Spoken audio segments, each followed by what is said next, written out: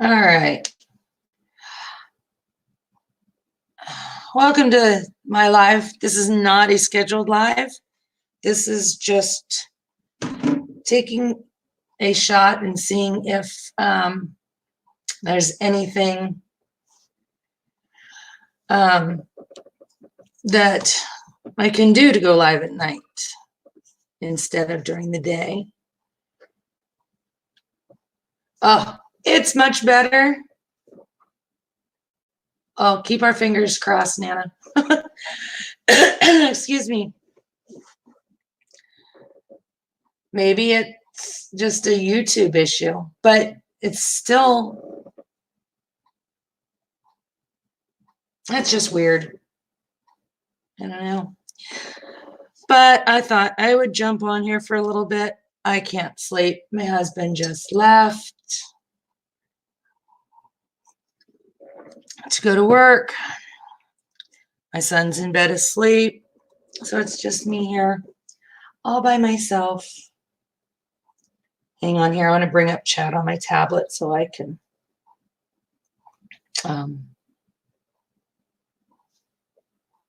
see what you're saying without having to, turn my head. I have my computer off to the right-hand side of me. And it's hard to do this. So anyhow, yep. It's these new nights or new shifts of his, it's really hard. I'm used to him being home at night.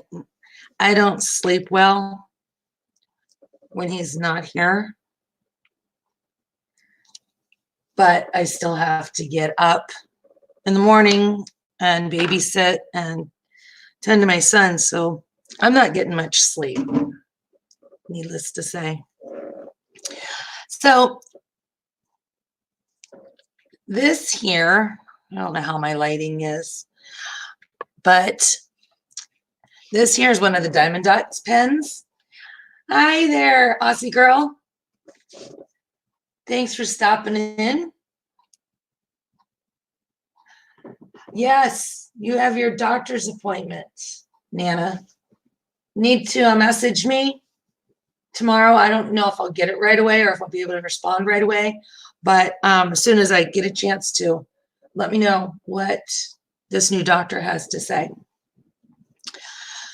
But yeah, this is one of the new Diamond Dots pens.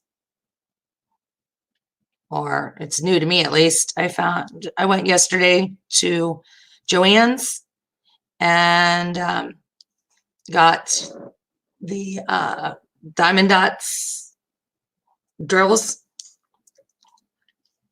If you have the opportunity to go in there, anybody who has that opportunity needs to go in and check that out. It is like walking into heaven. It's like drill haven in there. But they also have, they have their actual, well, what do you call it? I can't think. The canvases, their actual kits. And, I mean, they've got an insane amount of the kits. I couldn't believe how many kits there were. I don't know. They want more for them than what I would, really want to pay. I mean, not that there's anything wrong with them, because I mean, I have Diamond Dots, but if I'm going to spend that kind of money, I'd rather be on a Diamond Art Club or a TSA. That's just me. So I'm not really so much interested in getting the kits. I might, get some more eventually, but I was all about the drills. So I did a video. You want to check that out? I posted it earlier tonight. My lighting's just bad. Of course, I had to do it at night. So I may do another one during the day and make, see if it's any better. But let me see where they're at. I will show you what I got. Maybe you can see them here. But, and I will be going back for more. The only ones I got were the ABs, because I have enough regular drills. But I got the drills, and then I got the pens. Thought I would check these pens out and see. They call them ergo style, and they're actually pretty comfortable. I haven't had any problems with them. The only thing is they don't have replaceable tips. I mean, it's like a one-timer with the tip. Once they're done, they're done. But it was only $1.79 for the 2 pens, so I didn't think that was bad. But here are the drills that I got. This one's the rainbow, kind of the rainbowy, kind of almost like prism, I guess you could say. It has like a prism effect to it. And this is a cream colored, like off-white. And we all know these are 141. Well, they're DAC 141s, but here they have them listed as shade 5001 is how it's actually listed, shade 5001. So I got 2 of those. And that orangey pink, I don't know, to me it looks like it's a pinkish orange, but I'm sure you guys are picking up really, really orange.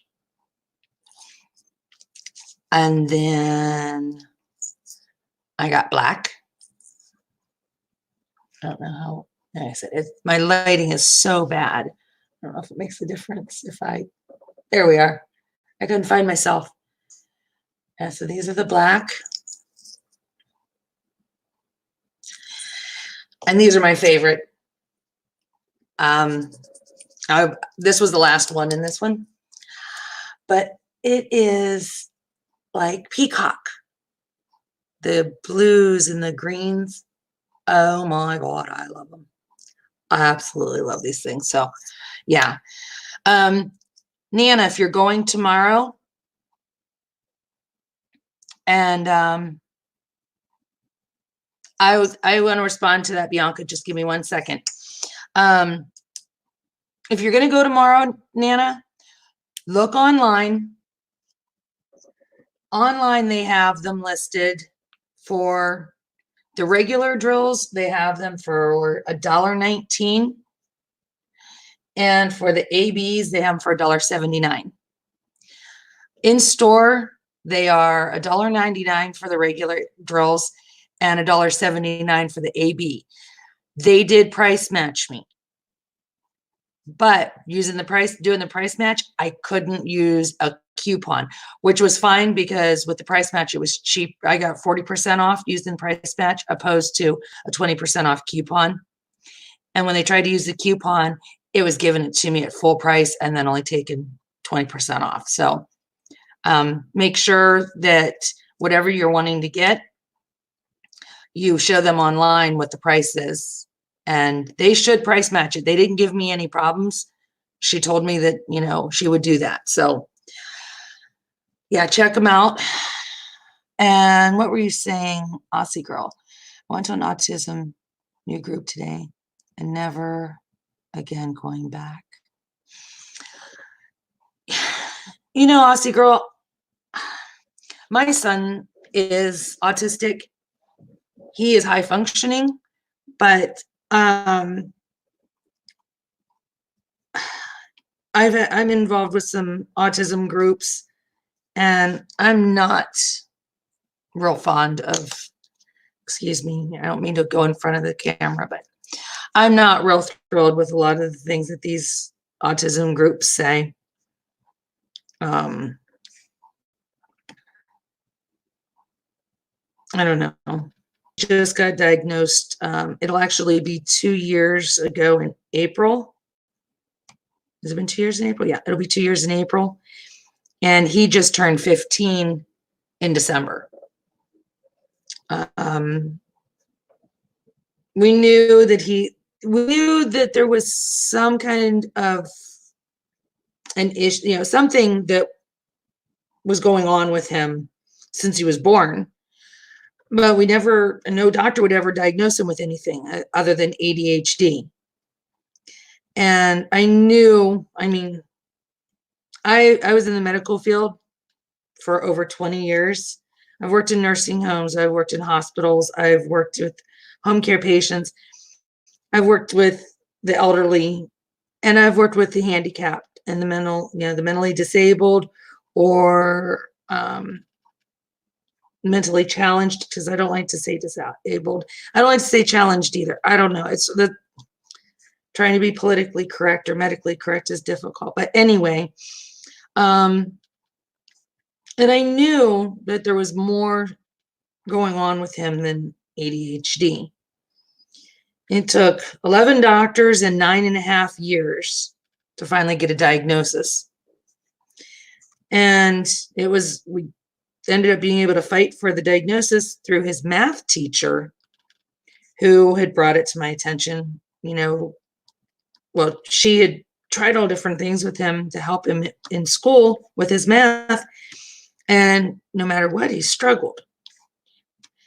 And one day she thought she would keep him after class. She called me and asked me if he could stay, if I could pick him up when she was finished. She wanted to try something. So I was like, sure, that's not a problem. Just call me when I'm supposed to pick him up. And she said, no problem. So she had sat down with him. He had taken, what brought this on is he had taken a test. Let me take a sip. He had taken a math test during the day. And it was an open book, and he failed it. Straight up missed every question. And she just couldn't believe that. He was the last one finished, and he still got an F. So she wanted to try a few things. So she had him go up to the chalkboard and thought maybe him doing the assignments on the board would work. No, that didn't work. He still struggled. So she sat down with him and was trying to work through it with him, and that didn't work. He was coming up with the right answers. He just wasn't showing his work properly. How he was getting the answer was wrong, but the answer itself was right. And she couldn't understand what was going on. And here, he knew how to get the answer. He knew what the answer was. He just couldn't show how to get the answer. He couldn't articulate how to show his work, but he knew the answers. So she sat down and verbally gave him the test, and he got every one of them right. As long as he did not have to try and show his work, he was fine. So she had told me to see about having him tested for a learning disability. Well, that's here in the United States, that's like $2,000 to have that test done, and insurance doesn't cover it. The only way that you can successfully get that done without having to pay out of pocket is to get the school to do it. And you have to have somebody recommend to have it done. So we got the counselor involved, and she did recommend it. So we were able to have him tested, and he did test. When he came back, when the test came back, he did come back as being on the spectrum. But he's all over the spectrum. He's, like I said, very high functioning, but he's all over the spectrum. He can go all over it. He can start at one end and in one part of the day, and he can go to the other the next. He usually stays about the middle, but as he's getting older, we're actually seeing more of the autism traits showing through. And the doctor told me that that is because puberdescency, or going through puberty, brings it out in boys. So not only are we dealing with adolescent hormones and such, we are also dealing with the increased hormone with the autism. So yeah, it's been a struggle. It's a hard thing, but we did get him in. He's seeing a psychologist that specializes in autism, so that helps us a ton. And he still goes to public school. I mean, he's not in any special classes or anything. He goes to regular classes. He does have an IEP, so it just gives him some extra assistance, extra time in testing, more opportunities to retake something if he needs to. But otherwise, he's doing great. Now let me read here.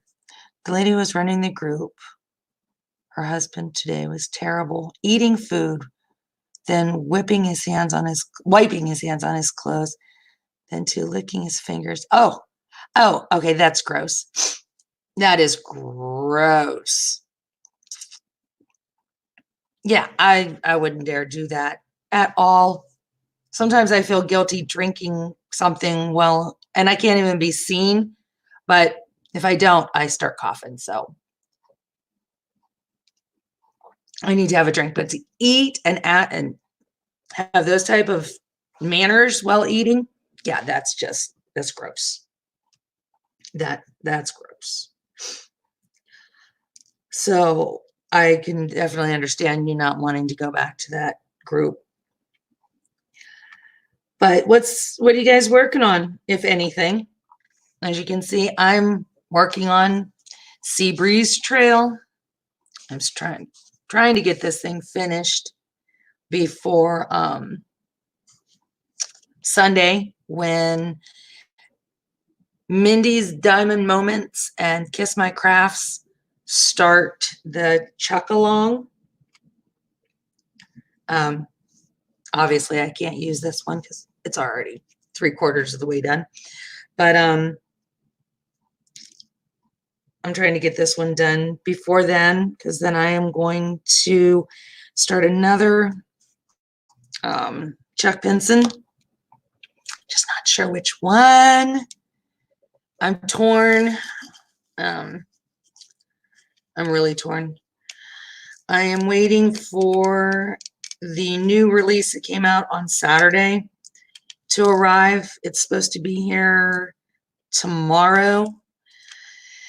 And then I also will be receiving a space for reflection on Saturday. And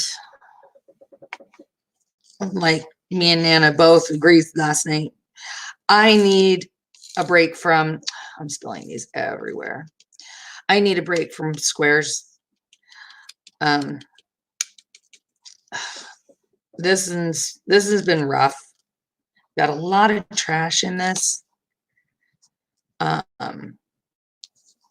just really need a break away from the squares, and doing some rounds it'd be nice to get a couple rounds in for a while, because I will be getting a TSA here hopefully by the end of March, and that's a square. And then I need to finish, I have another square that I need to finish besides this one. And then, like I said, I'll be starting, once I get the TSA, I'll be starting that, because that's going to be a collab with Ash Ink 93 and Diamond Painting Dave. They're going to do the painting together, her painting together, and then I'll be doing mine by myself. They've got rounds, I've got square. There's 2 people doing theirs. There's one doing mine. You can see who's going to get it done faster. But that'll be a square collab that I'll be doing with them. And then I have 2 that I have to finish. Hi, Odd. Thanks for stopping in. What are you up to tonight? Which painting which?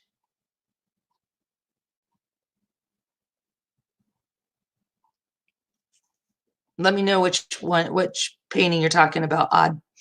I've got 2 other squares that I have to get done before the end of the summer or by the end of the summer because they will be Christmas gifts. And then in the fall, I will be doing a collaboration, if all goes well. Sherry from Diamond Art Addiction. Oh, Odd. It is a custom. I'm going to be talking about this closer to the time that it comes, but I'll go ahead and there's just a few of us in here, so I can kind of spill the beans a little bit. I reached out to Rachel from TSA in December, I think. I think it was the end of November, beginning of December. I'd reached out to Rachel and asked about having a custom made for, it was actually going to kick off my channel. It was going to be my first unboxing here on my channel. But with the holidays and then the fires there in Australia and now the coronavirus, it's really put things back. So I wanted to get my channel going, as soon as I could. So obviously that wasn't going to be my first unboxing, as sad as it is to say, but that's okay because we've talked and our plan that we're doing, this is going to be unbelievable. I'd asked her to make a custom, and she asked me what it was that I wanted.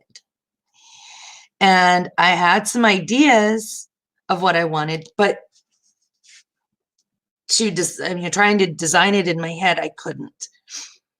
So I put all the faith in her. Welcome, Num Bum Diamond Painting.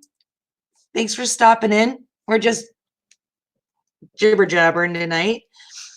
But yeah, I asked her if she could, I told her, I was like, okay, this is what I like. This is what I want. So we had a plan in place, but it was going to be like a winter scene, an outside winter scene.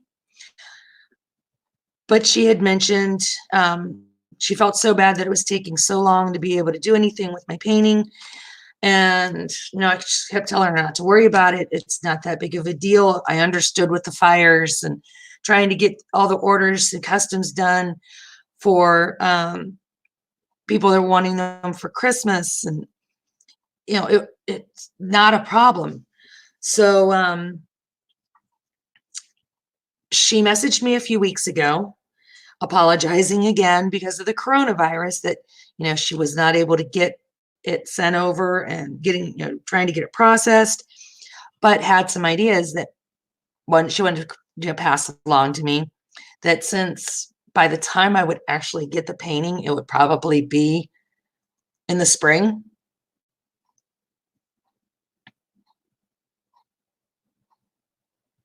Okay, wait a minute here. Hold on. Hold on here. And you know what? I want to do something too real quick. Just give me 1 second.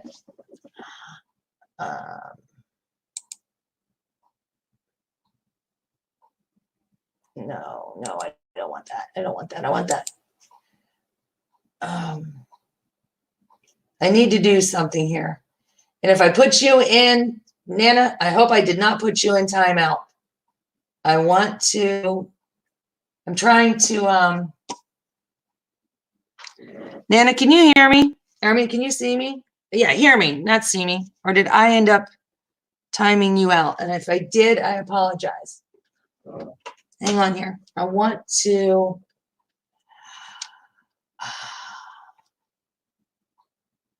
I'm trying to get some wrenches. How do I do that? What's going on here? I can't remember how to do that. Yeah, I want to smurf her. I want to smurf Nana. An odd. I'm doing this through the StreamYard.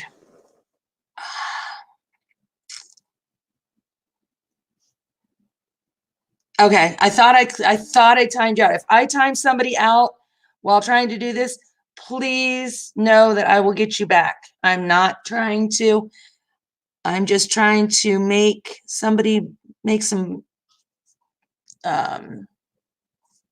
mods. And I can't remember how to do it. I haven't used have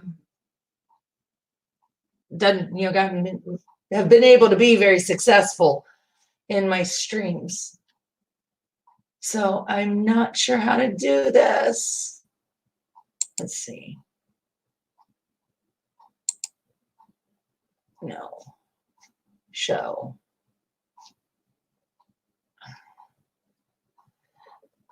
Click on the three little dots beside our names and click it.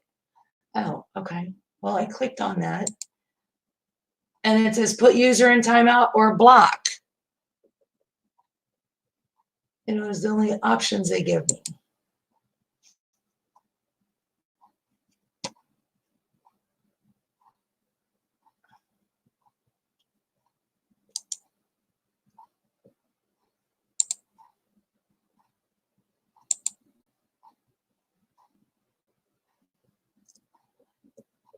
Yeah.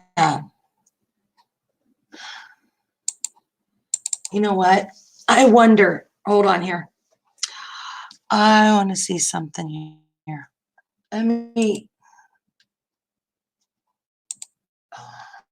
to bring up.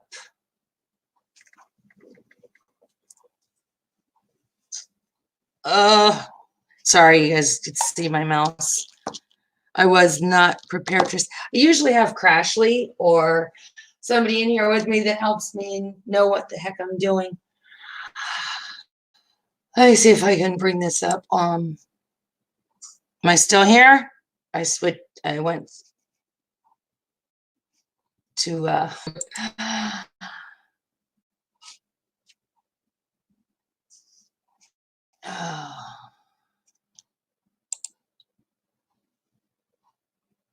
No, it's not easy to make Smurfs through StreamYard. No, I don't want that one. Yeah, that's a good idea. Maybe I can do it on my phone. I'm afraid to do it, switch screens or anything for fear that I'm going to end my stream. Let me see here. I'm a whip myself. I'm still a work in progress. Trying to figure out what I'm supposed to do. Oh, come on.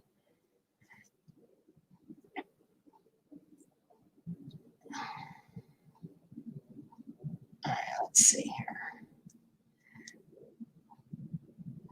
Okay. Oh, I did it. Okay, thanks. That was a good idea. My phone, it did work. Or was that Nana? That was Nana. Nana, it worked. I have mods. Yay! Come on, Nana.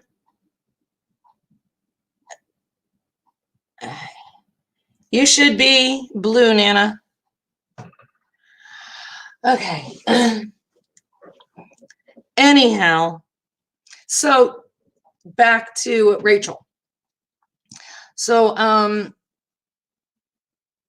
yeah, she messaged me and she had an idea that she wanted to pass on to me and see what I thought. So instead of doing a winter scene, oh, it is odd. Those paintings. Oh my gosh. Anyway, you can get me on Diamond Paintings all night long about new paintings that are coming out. But she had came up with the idea of, instead of having a winter scene, doing a winter into spring, to where, you know, we'd still have snow and all that, but we'd also have like the snow is melting and the grass is starting to come up through the snow and the leaves are starting to bud on the trees. So she asked me how I, you know, felt about that, and I was all for it. And so, yeah, that's what's going on. So she's making that custom for me. She just let me know the other night. She reached out to me and let me know that things are starting to move along again, and I should be getting the tracking number and all that stuff here soon. So I was pretty excited about that. So that's going to be a collab, like I said, with David and Amber. And then in October ish,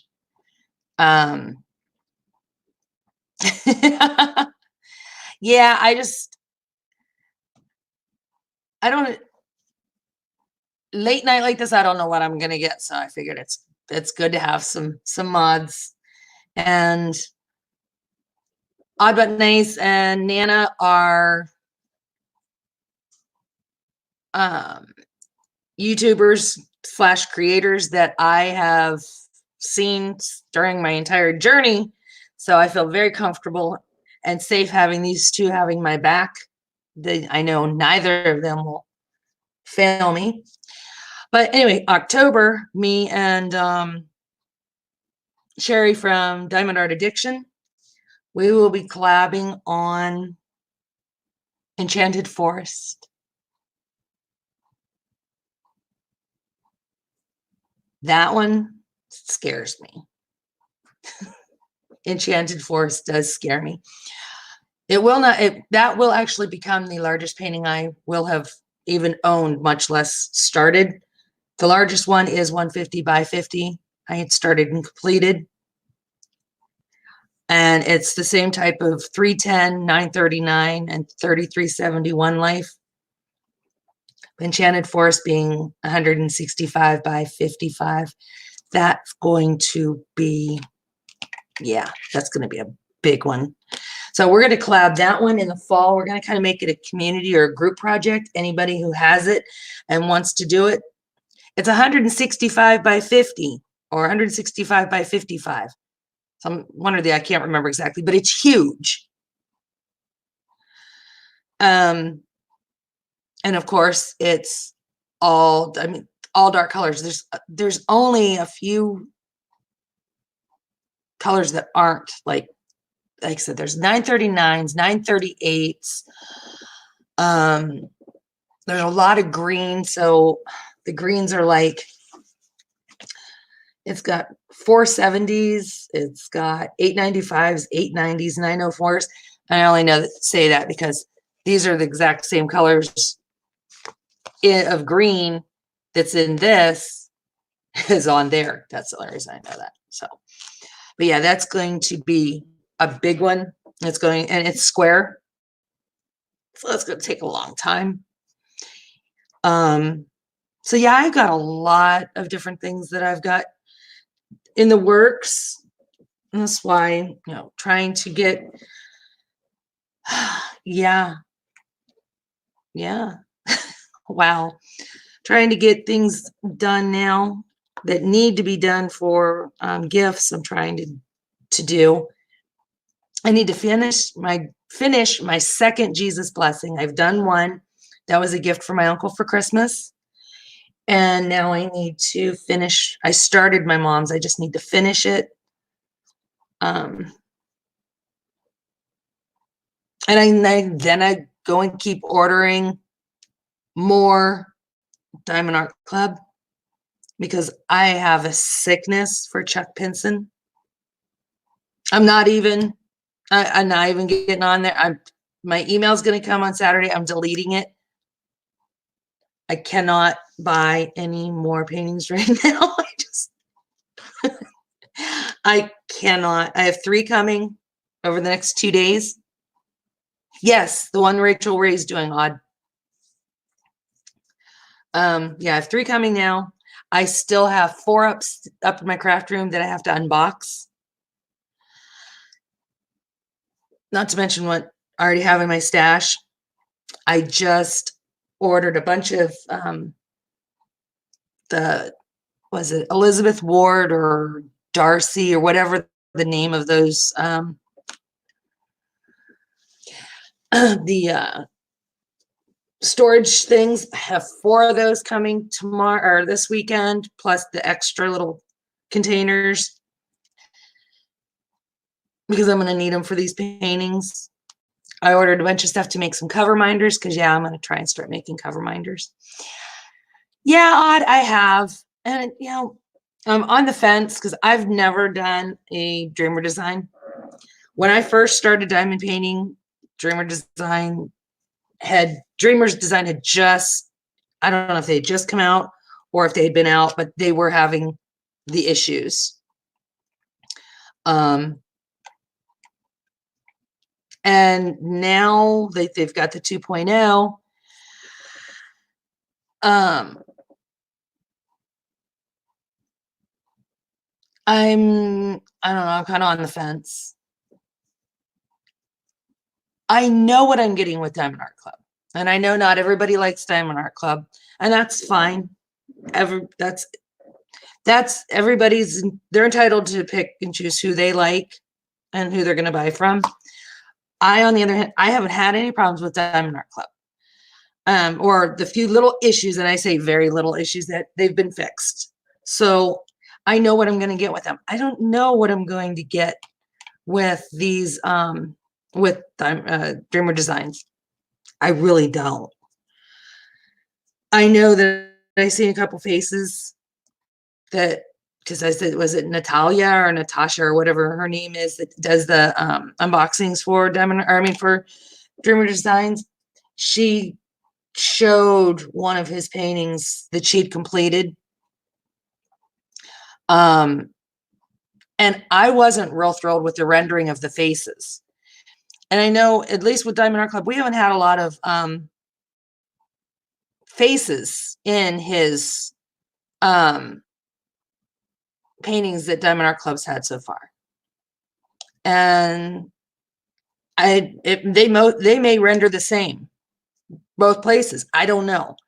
But I was not thrilled with the rendering of the faces in the painting. So that kind of put me off. And their drills, and I should be putting drills down. Let me find a color here. They just seem oversaturated. The paintings seem all oversaturated, or the colors don't seem right. I don't know. It might just be me, and I don't know. I don't want to pass judgment because I like to make my own decisions, and I made a video about that, being a stickler about just because somebody else had a problem doesn't mean I'm going to, and I'm not going to not order from someplace because somebody else had a problem. I'm just on the fence from what I have seen with them, that I'm a little scared. So, oh, I know. This is my husband. My husband's pulling all this overtime right now on this job that he's working on because he's trying to put money away for our retirement, because he plans on retiring in 5 years. I'm spending all of his overtime. I'm just spending it all. And now I gotta stop. I'm gonna get myself in so deep that I'm not gonna be able to see above my stash. But I can't help myself. Oh, your wallet's future is probably in the same shape that mine is. Doesn't have a chance. But so, yeah, I'm doing that and trying to decide too. I have not been home to see my family in, it will be 4 years. And my family is getting smaller. My family consists of my mom, my uncle, my brother, and then I have one adult child and now three grandchildren that live in Ohio. At the time, the last time I was home, I had just had two grandchildren. Now I've got three. My grandson actually just turned a year old today. Well, the 27th. So, but I've not seen my family.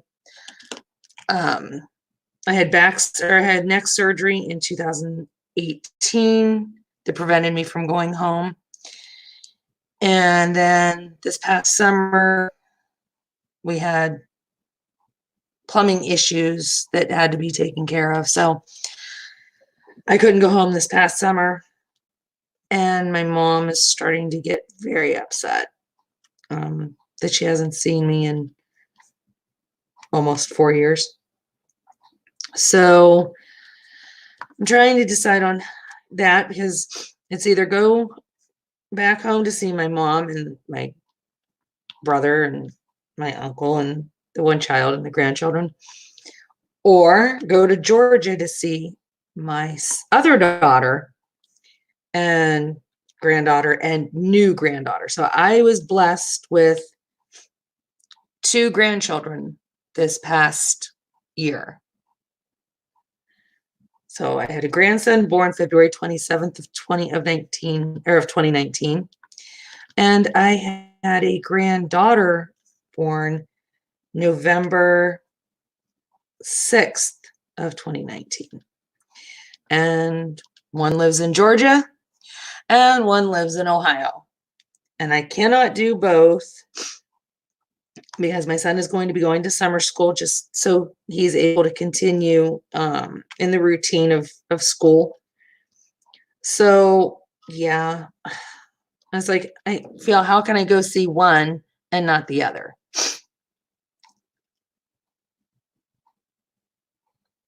What's that? Nana Hal. Welcome back, Aussie girl.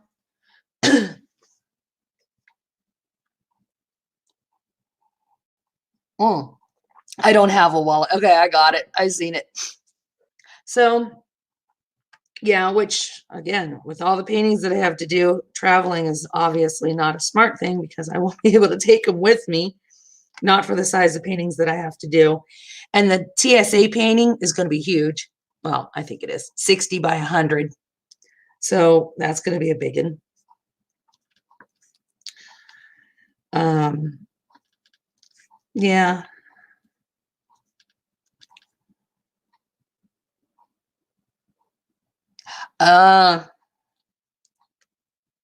Now, is that your youngest son, Bianca?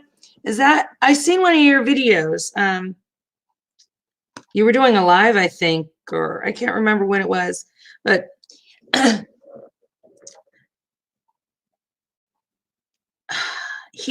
forget what it was. Is he the one that doesn't like a lot of foods? Because I remember one of your videos you were talking about that one of your boys, you have a hard time getting him to eat. He's got a very, very picky palate. Is that your youngest? I think it was peanut butter. Peanut butter was like the only thing you could get him to eat, or was something that you didn't like, or that he didn't like. I can't remember what it was. But I think you were actually live. It was a live video that you did. And oh, he's adorable. He had me laughing.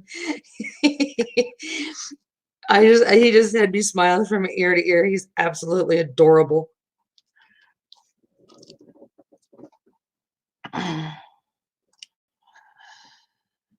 Yeah, Odd. I don't know what to do. I really don't.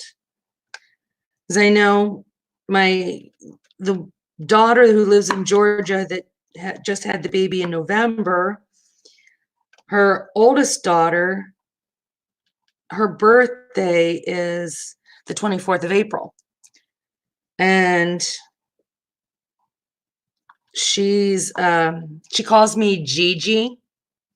Yeah, I didn't get to be a Nana. I was hoping to be a Nana, but now all my kids call me either Grandma or Gigi. because there's other grandmothers that got to be nanas. And we're really trying to keep us all as individuals, so there's no confusion with these grandchildren, because we have my daughter's husband, his great grandmother is still alive. So that would be her great great grandmother. All the grandmothers on his side of the family are still there. So we've got the grandmother, the great grandmother, and the great great grandmother. And then we've got grandmother, great grandmother, and great great grandmother on my side, or on my daughter's father's side. There's those grandchildren, the 4-year-old, soon to be 4-year-old, and the newborn. They have a total of one, two. Let's see, they've got 2 grandmothers, me and, well, 3 because of the step grandmother. 3 grandmothers, 2, 3, 4 great grandmothers, 5 great grandmothers, and 2 great great grandmothers. Of course, can't be grandma. We all cannot be grandma. We all can't be Nana. We actually had to give us individual names. So we have Gigi for me. The step grandmother is Mimi. Then there's, or no, the other grandmother's Mimi. Then the step grandmother is Grandma. Then we've got Gammy, Grammy, Nana, Nunu, and Noni are all the other grandmothers' names. Oh, it's a nightmare having that many. And now my mom, my daughter, or my son calls my mom Gaga, because he couldn't say grandma or anything when he was little. And when he finally could form the words together to say something, it came out Gaga. And she loved it. She was Gaga before Lady Gaga was Gaga. And as he's gotten older, we've asked him, if he wants to call her something else, because, he's 15 and he's calling his grandmother Gaga. And he said, no, he likes her being Gaga, and my mom likes being Gaga. So, yeah. Mama is an option. That's a good option there, Odd. That might be something that the new one of the new kids says, because there's just so many of us. My oldest grandson started calling me Nana on his own, and it stood until my youngest grandson started calling me Mimi. But that only lasted 5 years. Yeah. I always called my grandmother Gram. I mean, she was grandma, but when I talked to her, it was Gram. I mean, and now I don't have any grandparents. And my mother-in-law, who she's since passed away, we lost her be 2 years ago in August. She was Nana. That was my husband, of course, my husband's mom. She was a Nana, and his grandmother was Nana. So my son grew up, has grown up calling my husband's mom Nana. And it's great when we have longevity with our family. You get to grow up and have your grandparents for a long time. But when you have large families, it's hard to keep track of us all. Arco's first word was Nana because I was his favorite person in the world.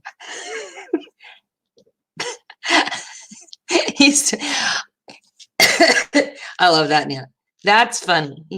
And I remember you saying that in one of your lives, that I think Marco had called you or messaged you about your daughter said that dinner was ready. And you mentioned that Marco that you were his favorite. I remember that. It was a few weeks ago. And I think you asked what she made for dinner. I think you were seeing if it was lasagna or something. It was just a week or two ago, I think. I remember that. And I chuckled then too. Yeah, I think grandmothers are always the favorite. Even if you're a boy, I think your grandmother is always your favorite. I know my grandmother was. I mean, I love my mom, but my mom was going through a lot. So she worked multiple jobs at the same time, and she wasn't there a whole lot at kind of a critical time of my life. And I don't blame her for that. That's not her fault. But my mom wasn't a domesticated type person anyway. So I learned pretty much everything that I know about being a mom or a wife. I learned from my grandmother. And my grandmother taught me the old school ways of being a wife and a mother. Um, that, of course, your children come first and then your husband. But my grandmother hers went just different directions when it came to, the kids came first in her life. But when the table was set and my grandfather came to the table, he was the first person to get served. That was the only difference. Everything else was the kids first, but in that case, it was my grandfather. And she was a stay-at-home mother. She never worked. She had 3 children. My mom was the oldest, and then she had 2 boys. And my grandmother was a stay-at-home mom, and she always told me, she told me, and she tried to convince my mother of that, but my mother didn't believe her. If you're going to be a stay-at-home mom, there's no reason why the house isn't spotless, the kids aren't fully clothed and clean, and there's not a meal on the table waiting for the family to sit at. And my grandmother always said, if you're home all day long, why isn't all that done? There's no reason for it. So, yeah, that was something that she instilled in me. And even though the times are changing, I still believe in that. All right, you take care. Enjoy your dinner, Numb Bum Diamond Painting. I really appreciate you stopping in and look forward to seeing you again soon. You take care. Yeah, so I mean, my grandmother I lived with my mom, but I spent a lot of time at my grandmother's because my grandmother was always around. And I could go there after school or on the weekends or such. But my grandmother taught me how to cook. And my grandmother did everything homemade. I didn't have a can of soup until I was 19. That was the very first time I ever actually had a can of soup. My grandmother made soup homemade, and we would always get pots sent home to us, so we didn't have to eat canned soup. She did everything from scratch, and she's German, so I had a lot of German dishes, homemade noodles, homemade bread, all that. So my grandmother taught me how to cook. She also taught me how to crochet.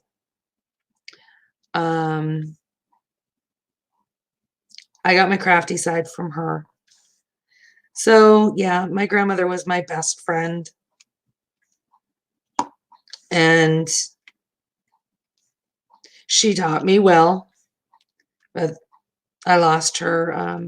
It was 5 years ago, January 6th. And there was so much more that she could have taught me that I would have loved to have learned from her. But she got very sick and she wasn't able to teach me anything else. And I mean, I'm 47 years old, almost 48 years old, and I could still learn from my grandmother. She was an amazing woman. But yeah, being a grandmother's fun. It's just hard because all my grandchildren live out of state. My husband is originally from New York, was raised in Arizona, and got into the elevator trade, went back to New York for a few years and couldn't handle the cold weather. with the type of work that he does. So he came back out west and decided to make Las Vegas his home, which is good for him work-wise because there's always something being built out here. But for the type of job he has, he needs some, big city building and comfortable temperatures to work in. So if I have to, in order for us to be able to be together, I had to come out here, which pulled me away from my family. And it's made it difficult. I can usually only go home in the summer because I can't pull my son out of school for 2 or 3 weeks at a time to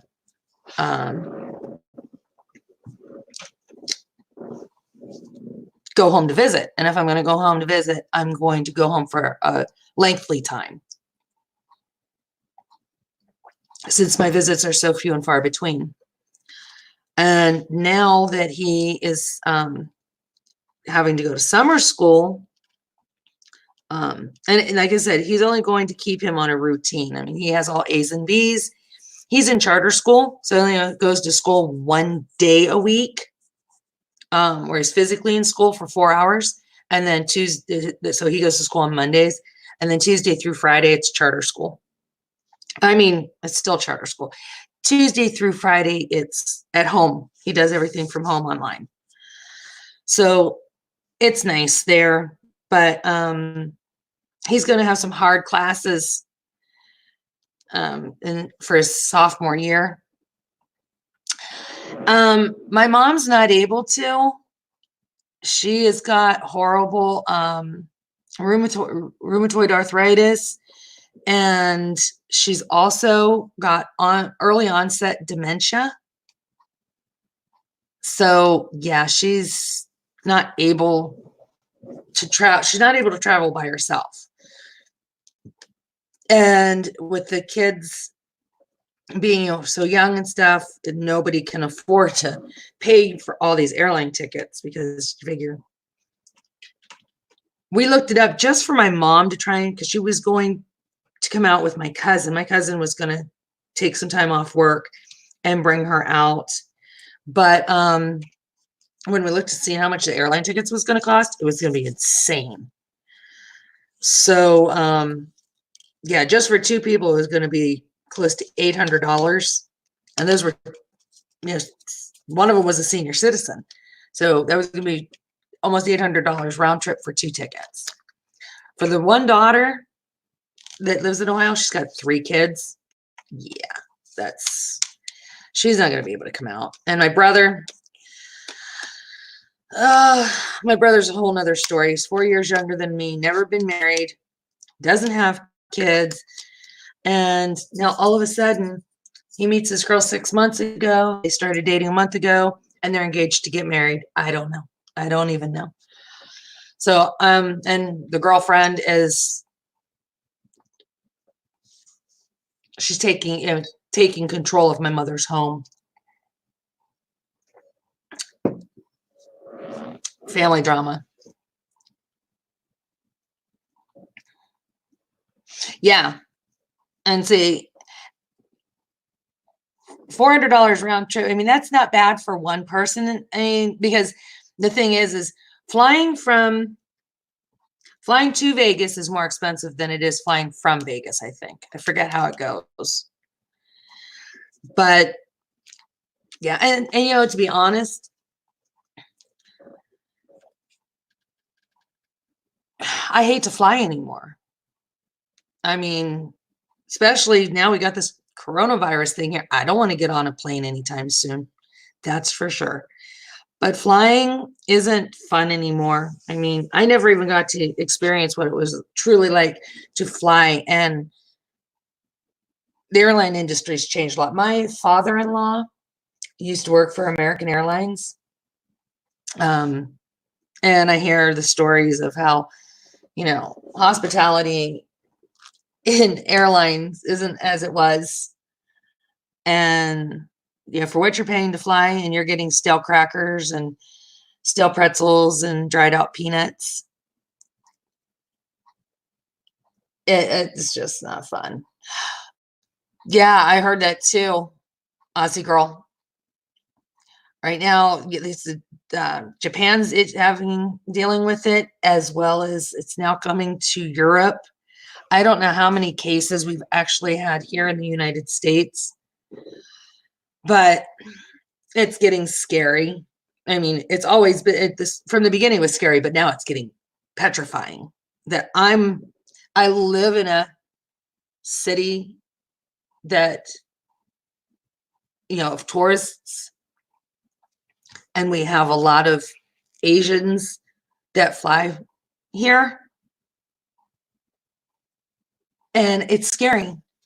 Me and my husband were just talking earlier today about hang on here, I can't talk and think at the same time.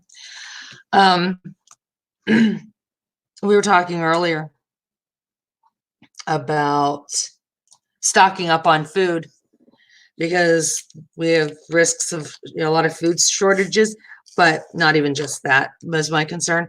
I don't know how much time I want to spend in the grocery store. I don't know how much time I want to spend outside my home. And I'm not that type of person. I'm not a germaphobe. I'm not, anything like that. But for my well-being, knowing how severe this is and being in a tourist city, I just think I want to stock up on everything. Everything. Anything that, fill the freezers, fill the cabinets with canned goods and boxed foods and Lysol. Yeah. Lysol, Clorox wipes, hand sanitizer, acid if need be, in case something does happen to it. I'll just burn myself with acid and be done with it. But yeah, I worry about my son in school. Yeah, I never in my lifetime thought that we would be having an epidemic like this that is so resemblance to Spanish influenza or the Spanish flu or, polio. I mean, those that I'm aware of are the two worst epidemics that we've had that I'm aware of. I'm sure there have been more. I mean, we had the flu a few years ago. So was it the SARS flu or whatever it was? But I still don't think it was anything to the degree of the Spanish flu and polio back in the day. And I thought we had been so far in advanced medicine that they were prepared for, things like this. I mean, every year we get a different strain of the flu, but you would think, knowing that our scientists would be a little more advanced than what we are. I mean, we know that there's cures for all kinds of things sitting in a little vial or a Petri tray in some laboratory, and they will never give us that cure because it'll put all the pharmaceuticals out of business. So we know that that's never going to happen, that any cures that we need, we will never have. There's cure for AIDS, there's cure for cancer, there's cure for Alzheimer's, there's cure for Parkinson's, and they will never give them to us, because if we have all that, doctors lose their jobs and pharmaceuticals go out of business. I believe that. And I was telling my husband that too. I totally believe that this coronavirus is man-made. My husband told me I'm nuts. I told him, I said, they're trying to say that what they're trying to say is that came from this animal in the wild. Well, actually, they're trying to say it came from bats flying over, and they, so their droppings hit the ground when they're flying, And then the wild animals then get exposed to it through either walking through it or through ingestion. And then we've got the humans going into the wild and trapping these animals and then using them for furs or food. And then they're selling the meat in the meat markets. And yeah, I don't believe that. I don't believe it for a minute. Now I could say, because I see how, when they were showing pictures in China of down on, on the market streets where they've got their, the livestock that's been butchered hanging on racks and on lines across, buildings for sale. Yeah, I mean, that's contaminating the meat, and it's out, it's exposed. It's not wrapped in plastic or anything. It's just hanging there. Like I relate to it like I told my husband. It reminds me of Rocky when he went into the meat place and was using the cows as, the cow carcass as boxing bag, a punching bag. But that's how that meat hangs in the streets in these third world countries, I guess you want to call it. And it's not, and it goes from the freezer or the refrigerator to hanging on the street in the extreme temperatures, and then back into the freezer or cooler at the end of the day when it doesn't get sold. So it keeps changing temperature from hot to cold, hot to cold, hot to cold, or room temperature, or it's going to spoil, it's going to go bad, or it's going to get contaminated. And that could be, something that we always have to consider. But I do believe that this is a man-made virus, and it's going to be the plague of modern day.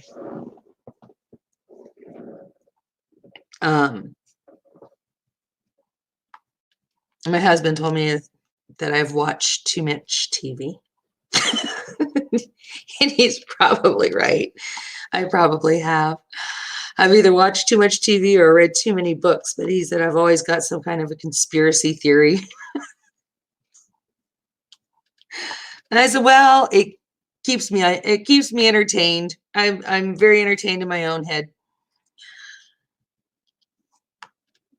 So hold on just 1 second, if you don't mind. I want to grab some more coffee. So I'll be 2 seconds. Talk amongst yourself. I'll be right back.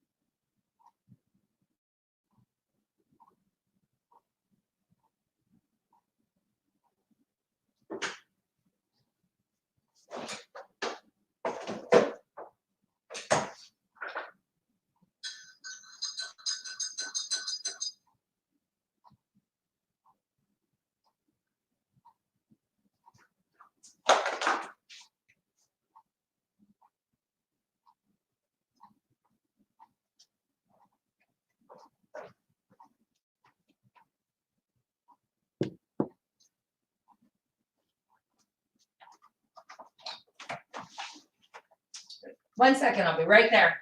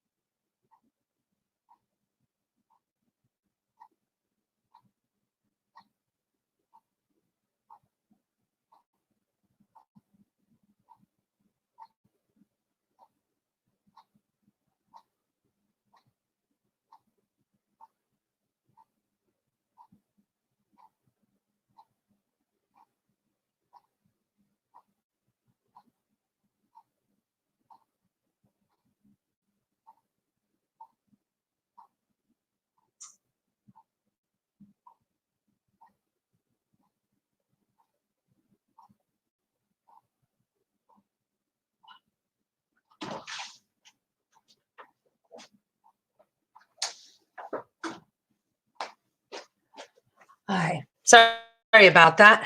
I just wanted to go out and make sure that shut off. We've got a swimming pool.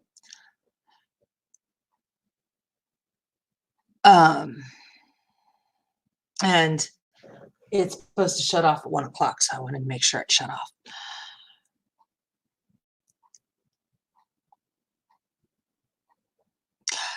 You know, oh, there's definitely going to be. My husband mentioned, what's that movie? That Cuba Gooding Jr. and what's his name? The guy that played in Tootsie. I cannot think of his name to save my life. But it was about the monkey that got infected, and somebody got bit by the monkey, I think, and it was like flesh-eating type thing, and it was killing people, and they had to find the host. It was the only way they could get the cure was from the host. Oh, what is the name of that movie? I cannot think. I have to look that up. That's going to drive me bonkers.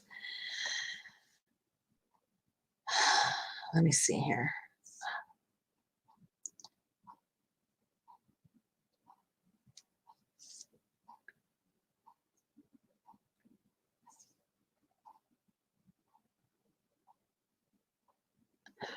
Let me see what the name of this movie is. It will drive me crazy. Where is it? Where is it? Where is it? Where is it?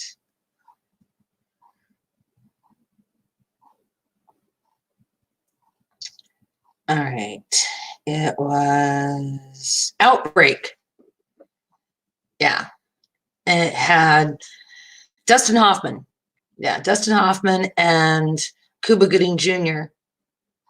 And yeah, it had kind of like the same concept thing that they're trying to say if it's about animals.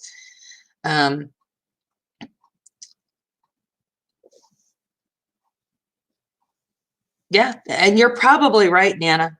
That's probably what it's going to end up being. But yeah, the plot for that movie was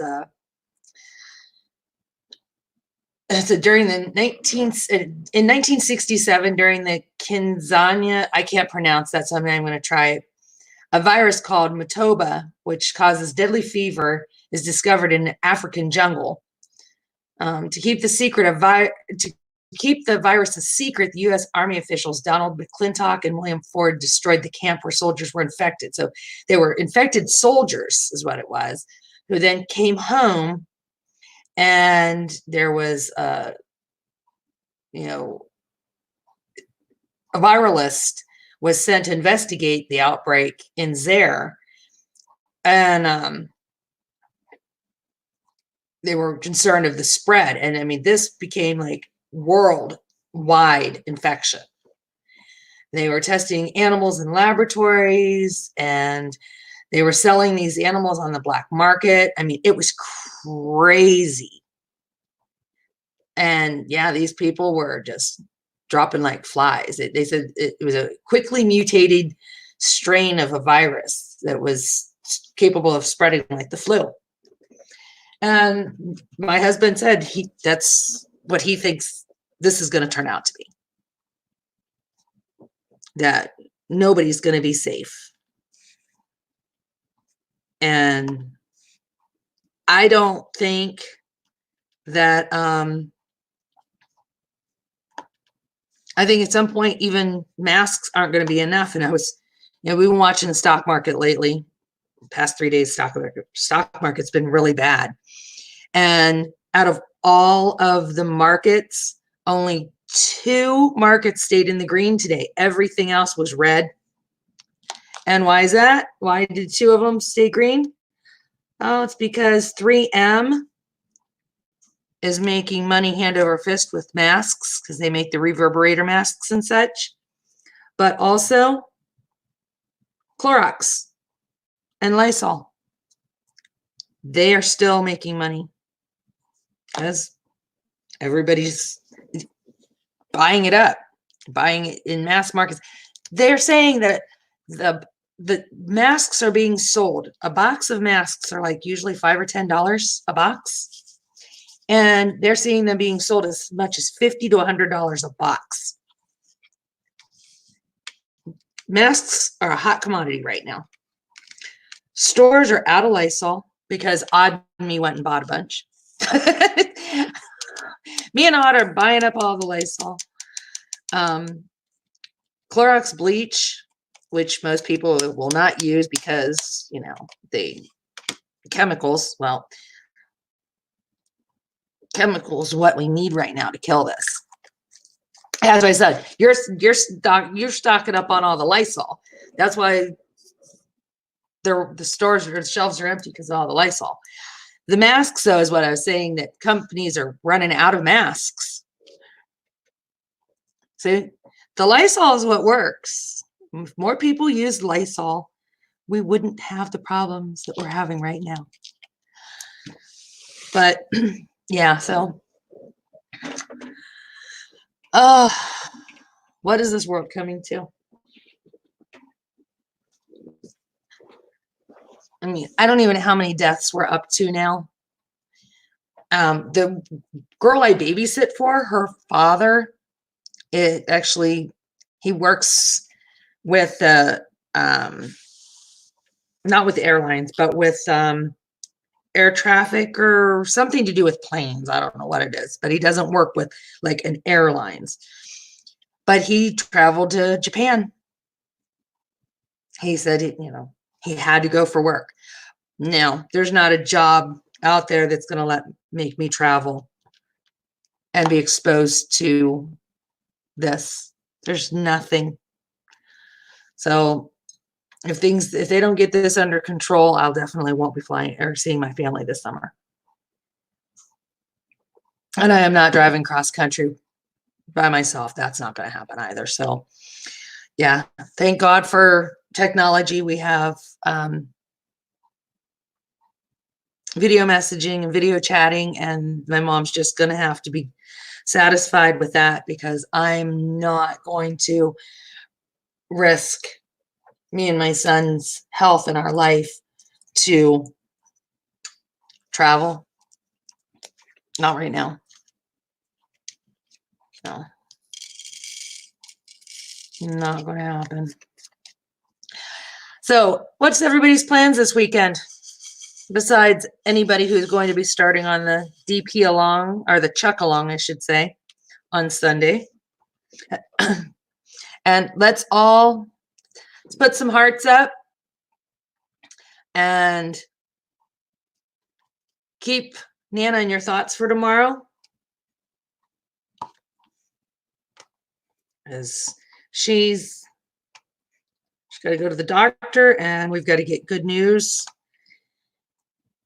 So keep Nana in your thoughts and prayers that she can get some answers from her new doctor, and that this new doctor knows what they're doing,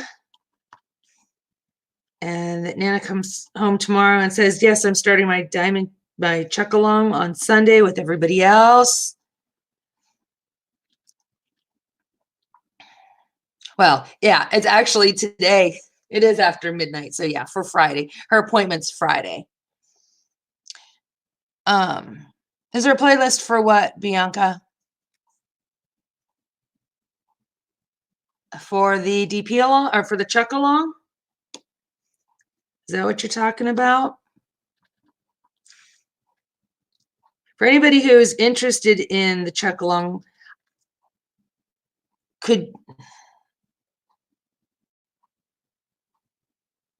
technicalities.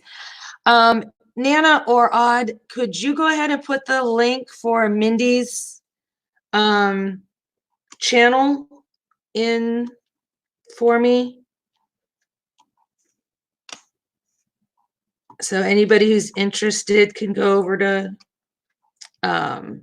her channel and take a look. I don't know if I think tonight she is actually going to be, is it tonight? tonight or tomorrow night, she's actually going to be doing her live, and she's going to announce what painting that she's chosen, or what, which out of the poll that she had put up. So I'm anxious to see what that's going to be. I said, I'm torn between the new one, the Bluebird song. It's Saturday night. Okay. I'm torn between Bluebird song and A Space for Reflection. I have Bluebird song kitted up. That was initially what I was going to do. But then when I found out I was able to get Space for Reflection and that I would have it Saturday, I'm considering kitting that one up. And who knows, maybe I'll do them both. Maybe I'll go ahead and do them both. I have 5 weeks. So if I can get this thing here done, and I'll be able to take turns on it. I don't know. That sounds good until it happens. I'm looking forward to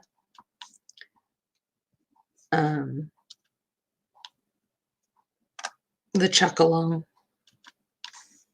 because he has become my favorite of all the artists. Yeah, the 29th is the last day of the Hannah Lynn DP Along, and then the 1st starts for the other one. And yeah, Bianca, there will be a playlist for the Chuck Along. Yeah, if you go to her channel, because I don't know what she decided.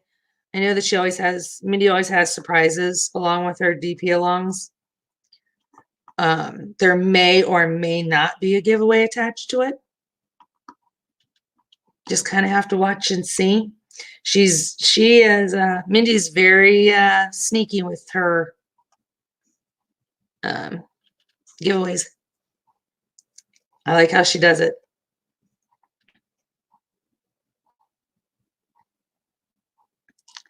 The one before that is on Rogues.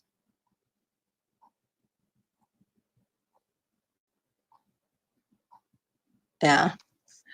So yeah, I'm really looking forward to that. And I will be having whipping chats during the DP or the Chuck Along on mine. That's what I'll be working on when I do my whipping chats. And just trying to think of something to talk about, because I just ramble. Anybody who's seen my videos, I just ramble about nothing, nonsense, and tend to repeat myself a lot. Well, I don't want to do that during the whipping chats. I actually want to have something, whether it be tags or talk about, have something to talk about. But I'm still, like I said, I'm a work in progress here. I'm still trying to find my niche here on YouTube and break through the nerves. Every time I get ready to record, the nerves set in, the anxiety sets in. And I'll have a lot of ideas that, I want to talk about, but I get scattered brained and don't end up getting everything that I want to do.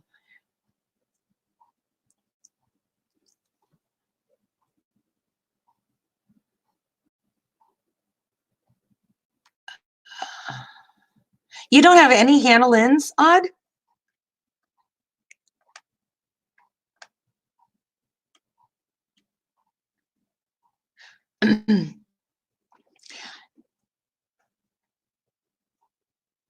I had one that actually got destroyed. I found out the hard way about buying something off of Amazon and believing what it says. My Trixie got ruined. I bought parchment. Well, I thought it was parchment paper. It said that it was parchment paper, but it turned out to not be parchment paper, and it wasn't wax paper either. It was just like, it was almost like tissue paper. It was heavier, just slightly heavier than tissue paper, but it still turned out to be more like tissue paper. And I laid it on my Trixie canvas and went to work on it, and all it did was pull off and shred. And I tried the baby wipe thing. All it does is cause it to bead up. Well, when I tested it, initially it laid down fine and came up fine, but it was just literally, I think what happened was it absorbed like the glue, being on it just overnight. Oh, hang on here. I'm going to lose my tablet needs charged. Yeah, plug in. I think it just absorbed it because I put it on. I was working on it during the day. It was actually on me and Amber, or me and Ash Ink's last live that we did together.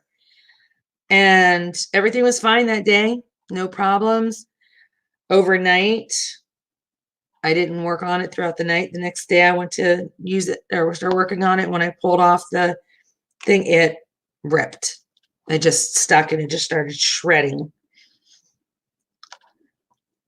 So yeah, my Trixie is, it's gone. I mean, I still have it. It's in the box. I can't even look at it. It makes me sick. But I went out and I bought the baby wipes. I did exactly what he told me to do. I got the correct ones. There was no, they weren't scented. There was no aloe or baby lotions or anything on them. And I laid them on the canvas to, I just kind of grabbed a bunch of them and laid them on there and rubbed gently, just like they said to do. And all it does is cause it to lift. It beads up. It just turns into little beads and sticks. So then it looks like lint ball all over it, but it's actually the tissue paper that just won't come off, or the so-called parchment paper. So yeah, I'm waiting for it. I'm hoping to see that it gets a good discount, or I get a really good code, and try and get it again, because that was my favorite Hannah painting. And all I could do was sit and cry. And I did. I cried. And when I say I'm not just saying, yeah, I cried. No, I actually cried real tears over that painting. And I don't have the heart to throw it away, because I just keep thinking, okay, maybe somebody will come up with an idea that'll help it. But I think reality is that it's done. And I now Diamond Art Club, they did, due to the trouble and all that, they did go ahead and give me a $20 gift card towards it. But $20 didn't buy it, and they didn't have to even do that, because that's not part of their insurance. Technically, the insurance is if something, gets spilled on it, or if it comes damaged or what have you, because I did contact them. I did talk to them, and technically that is not part of their oops insurance. But because, I tried it, and it was suggested to try it, and I did, and it didn't work. For my, inconvenience, they did give me a $20 gift card. So I was pleased with that, because they didn't have to. So I in turn took the $20 gift card and bought, is it Remember Me? Is that the Minka? I never say her name right.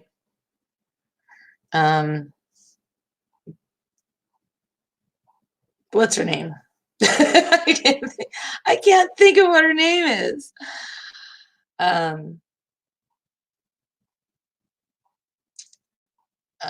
what's her name? Yeah, Mika Jelena. Micah Jelena. That's it. Micah Jelena. I got, yeah, Remember Me. That's what I got instead of that. Oh, they had it on sale. It's $34.99, and then they had it on sale, so I got it for practically nothing. So that was one that I was trying to get, and they discontinued it because they did not like the rendition, and I thought it was beautiful. And I was disappointed and see it on the website anymore. And I kept looking and looking and looking. And when they extended the Valentine's Day code, I seen that that was one of them. Yeah, the limited edition. When I seen that that was one of them that you could use for Valentine's Day, I snatched it right up. So I have that one. I think that's one of them that's, no. Did I already get it? No, I don't even remember. Yeah. No. Yes. I don't remember. I just know that the one that I got today was Love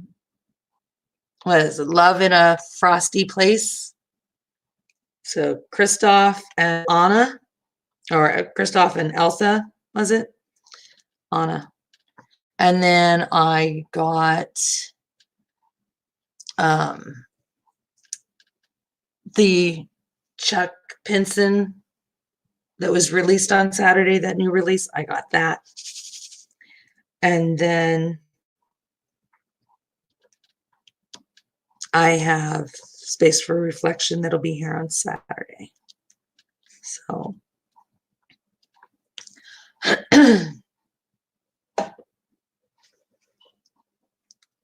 yes, I love her paintings. The only one of hers that I don't have, the Micah Jelena, is it Nova? Let me see. I know I don't have Nova. Oh, I don't have Betsy Lynn, and I don't have Nova, but I have Rhiannon, Remember Me, the Serafina that has the 3 gypsies. So eventually I'll get Nova and Betsy Lynn, but I really like her style of paintings. I know, odd. And I want it so bad. Oh my God, I want that one so bad. I love the bridge cover, or the covered bridge paintings. It reminds me of back home. Actually, it doesn't remind me so much of back home. It reminds me of going to West Virginia, and in some parts of Ohio, that's where I'm from, Southern Ohio, where Amish country and the Quaker community is. There's so many covered bridges, and yeah, it does. It reminds me of that, and yeah. I want that painting. Yes, Lake Cabin. Yeah, see, I have Lake Cabin, the Crystal Lake Cabin. I have Town Square.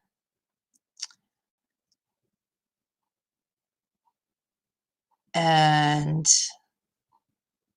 let's see what else. I think out of the Chuck Pensons that has already been released on Diamond Art Club, I have, and yes, this is, I'm not ashamed. I'm not ashamed at all. I have obviously Sea Breeze Trail, which is what I'm working on. I have Hope Runs Deep. I will have Space for Reflection.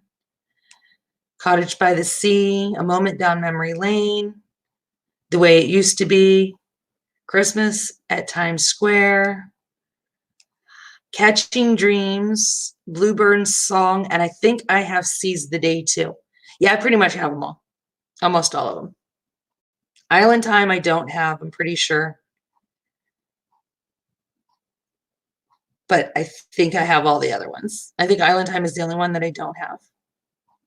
Or Island Time or Seize the Day. I'll have to double check. But yeah, I have a sickness with Chuck Pinson paintings.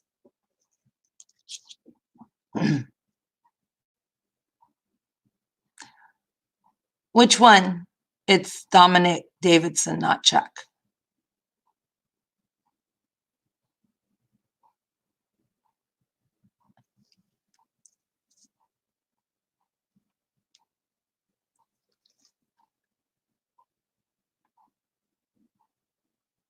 Oh, no, odd.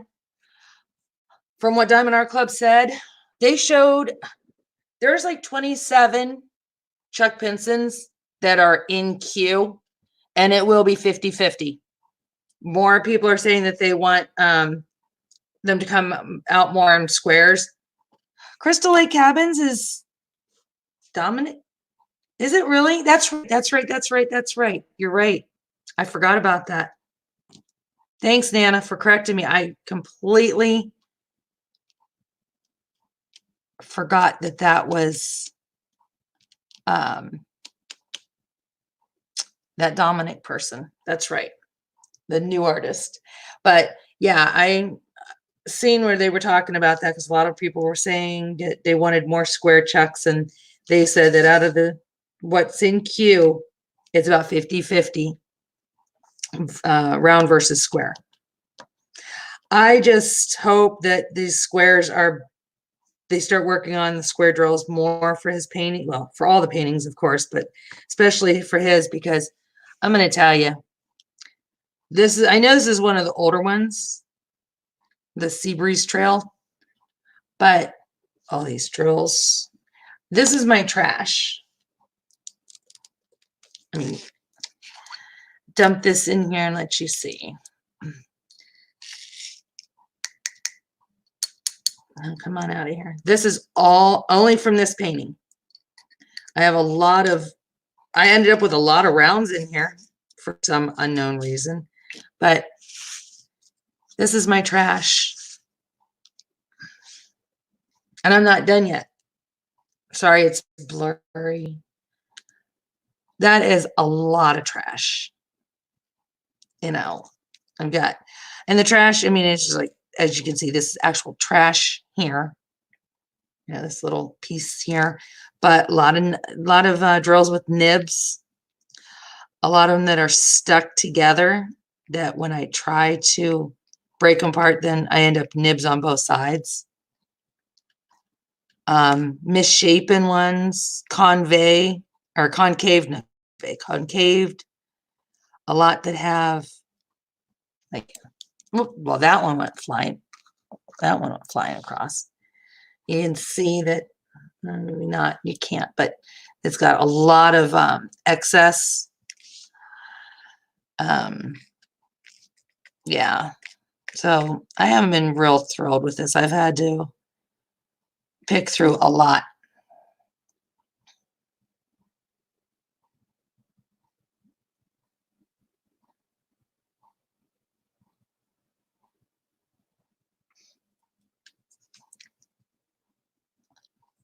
I'm just catching up here reading.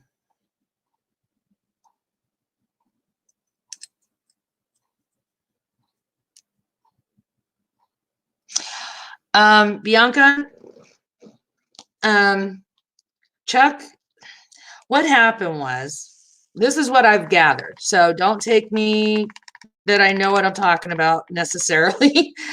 This is what I have seen. I have no affiliation with as far as Diamond Art Club goes. All I do is buy their paintings. That's it. That's it. I don't talk to them unless I have an issue. But I seen a post in Mrs. Coffee's group on Facebook where somebody had asked about whether or not you can have the same artist or same painting on two different brands. what I gathered was from Diamond Art Club was that, because they posted, they were trying to answer the question, that Chuck Pinson had some artwork, and he showed it to Diamond Art Club, and he kind of got the impression that they weren't interested. Wasn't the case. It's just they had a lot of stuff going out at the same time, and it was the holidays and all that craziness that was taking place. Well, there was just miscommunication, because he sold those paintings then to Dreamer Design, and Diamond Art Club wants all his paintings. They want all of his artwork. So from what I'm gathering, like I said, you can go on Mrs. Coffee's site, group Facebook page. Nana, did I send that to you? The screenshot? So if I sent you that screenshot, it explains everything. But starting next year or the end of this year, Diamond Art Club will own all the rights to Chuck Pinson's paintings. So I don't know what's going to happen at that point with Dreamer Designs. I know I'm clueless on how that'll happen. If they'll have to pull their stock on that, or if they'll be able to keep those ones, but they won't be getting any more. But I do, from the understanding I have, everything from moving forward here is going to be going to Diamond Art Club.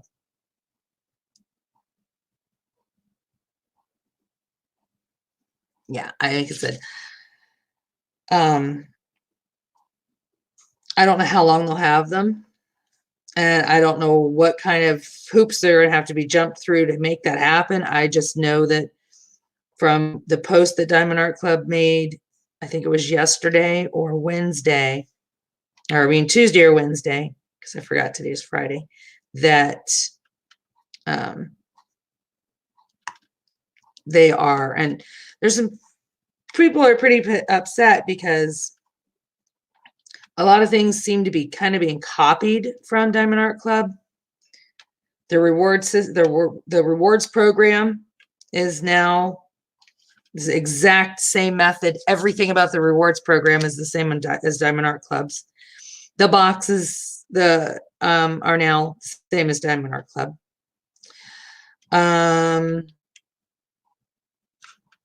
Yeah, I don't know what's going on. I said I just know that there's a lot of stuff going on, and I just sit back here and watch. I think once he's sold the rights to them, he has to let them keep them until the. Yeah, you're probably right, Nana. Yeah, I don't think that he can just, unless he buys it, he would have to buy the rights back to them, or back from them. And I think that that might cost him more money than what it's really worth at that point. But he's somebody else. There is some fake Chuck Pinsons floating around. Yeah, I found some on YouTube. I mean, on YouTube, on Amazon. I've seen some fake Chuck Pinsons, and boy, they really looked bad. The ones on, like I said, on Amazon, I don't remember who the artist was or anything. I sent them to, it's more JoJo's Arts was on there, and some Chuck Pinsons, and there was another artist that I found on Amazon, and they really looked bad. And the funny thing was, the one company, usually I've seen like on AliExpress and stuff, when a company has stolen art, or they're selling like a Mandy Manzano or something, they have it a smaller, or like maybe the same size or a smaller size, for quite a significant amount less than Diamond Art Club. This particular company had a Chuck Pinson, and it's one that Diamond Art Club has on their list that they're supposed to be getting. You're selling it for like $89, and it's like a 50 by 60. Now, Diamond Art Club, I mean, this one here, 74 by 55, and I got it for $44.99, and they want to sell this thing for like $80, and it's a really bad rendition. It literally looks like somebody had a paint kit and decided to do splatter paint on their walls. That's exactly what it looks like, is splatter paint. Like the sponge painting. You remember when sponge painting came out and was real popular, and people were taking multiple colors and just using the sponges to blot? Is that what it's called, blot painting? That's what the painting looked like. It did not look like it had an image. It just looked like a whole bunch of blotches of color all over. So, yeah. I'm kind of a stickler about, I'm not an art connoisseur, because I really don't know much about art.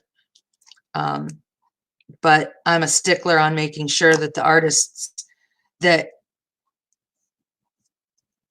they get the recognition and the pay for it, because I mean, my brother is a starving artist. He wanted to go, he was actually offered a full ride to the Pittsburgh Art Institute, and he turned it down, because we know all the starving artists that are out there. You have these amazing artists, but it takes something, it takes more than being amazing to make it in the art world. So when you have an artist who does, I want to make sure that they get paid for their work and their time. They didn't go to school for free, or if they did go to school for free, if they got a ride like my brother could have had, they had to work hard to get to that point. So I want to make sure that the Mandy Manzanos and the Hannah Lynns and the Chuck Pinsons and the Dominic Marcos, whatever guy, and all the other ones, that they get what they have coming to them, and that these other companies aren't making money off of them, because in my mind, that's theft. So yeah, that's my soapbox about that. But anyway, yeah, and I've never had an ever moment. Yeah, all right, let me tell you who I have had, because who I have had opposed to I haven't had are totally different. I've got 4 or 5 AliExpress paintings, and they were China paintings. I mean, I can't even, one's called, or 2 of them I think are Kwanzaa. Rachel actually got one from them recently, just like what I have. And there's somebody here on YouTube, I forget his name. You might know just by me saying, he just got, not long ago, the huge Last Supper painting. I mean, it's like mammoth. I think he's like 160 by 100 or something like that. I got 2 paintings from the same store, and they're 120s by 40s. And I got the 2 of them for $44 over Christmas. It was after Christmas sale. So I have those. My Brooklyn Bridge that I did is 150 by 50. I got that off of off of AliExpress.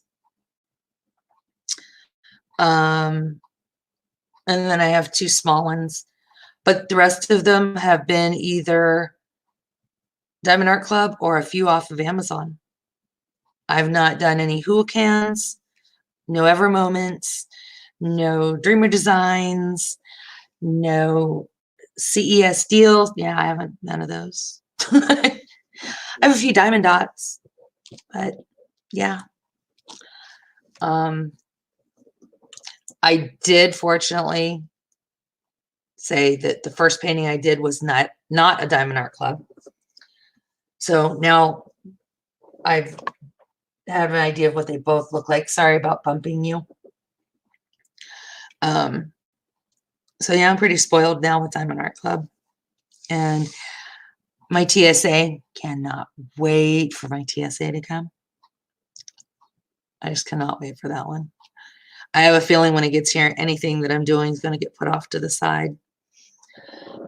Because I'm anxious. I've been wanting to do one of her paintings for so long. One of my admins on Facebook group is working on it. Is that the 310 by 110? Oh, that's like a full wall mural. Holy smokes.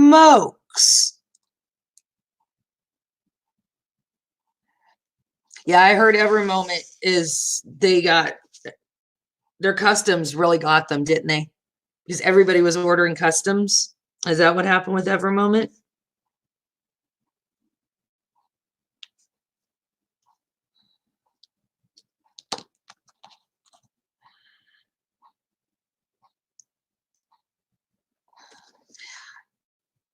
To be honest with you, I think it's Rebecca's fault about the Every Moment vacation. It was necessary for Every Moment to go on vacation. I think it was Rebecca's fault. She's constantly, she loves her Every Moment. And then when she gets an Every Moment, of course, then everybody that in her, on her page, they're getting Every Moments. And it's Rebecca's fault. But that's just my thoughts on that.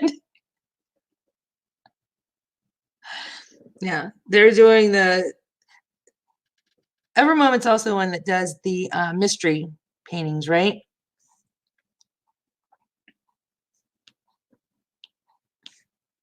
I'm pretty sure that that's one that does the mystery paintings. I would love to do a mystery painting sometime. I think that would be a lot of fun. I mean, I don't know with the TSA, I don't know what it's going to be actually, but when it comes, it'll have the thumbnail. So, I mean, it won't be a mystery painting, but it's just going to be a surprise. Right now, it's a mystery to me because I don't know, what she decided to do. I gave her a blank canvas. I gave her the ideas of my interests and told her, you have fun with it. And she loved that idea because she could do whatever. So, but like I said, it's only a mystery to me right now. When it comes, it will have the thumbnail and all that. So, but yeah, every time I go on her page, I see somebody, see her or see a video that she's put up that, yeah, she's got another, Every Moment, or she's looking into getting another Every Moment. So she's definitely keeping them busy and her group.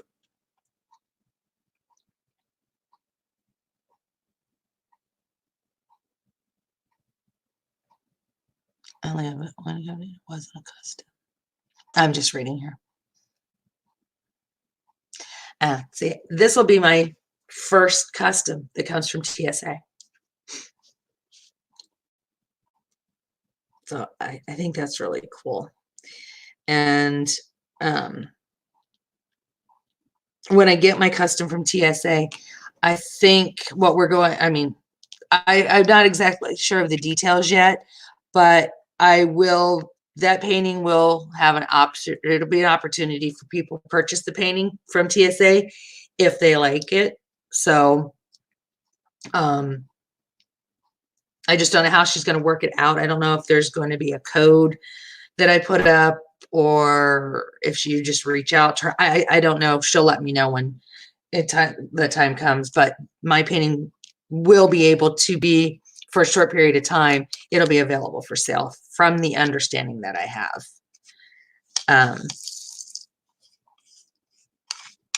Kind of like how Sherry and Jeremy had their Vibe Tribe paintings, the squirrels, and Mrs. Coffee had her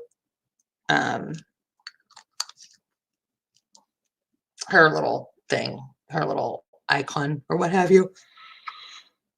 Oh, excuse me. Sorry about that. So that'll be a lot of fun. No. Oh. So are you all still painting or are you starting to just mellow out? Are you not painting? Well, diamond painting.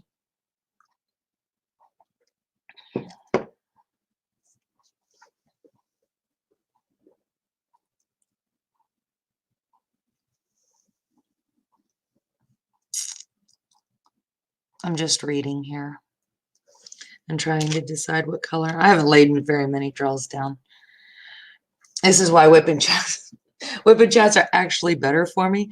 But I want to be able to interact and talk to you. You know, it's nice to be able to have a conversation with somebody other than myself, because I ask my own questions and have to answer them too. And I do that in my own personal life enough.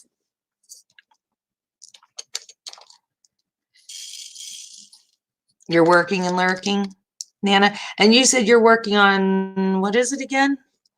I know you told me. Give me a second. Don't tell me, and I won't scroll back and look. But you just told me what you were working on. And I'm trying to remember what it was.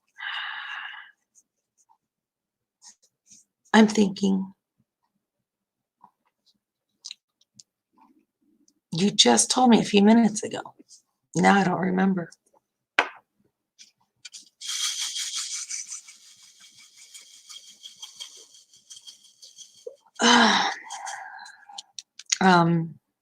Yeah, I don't remember.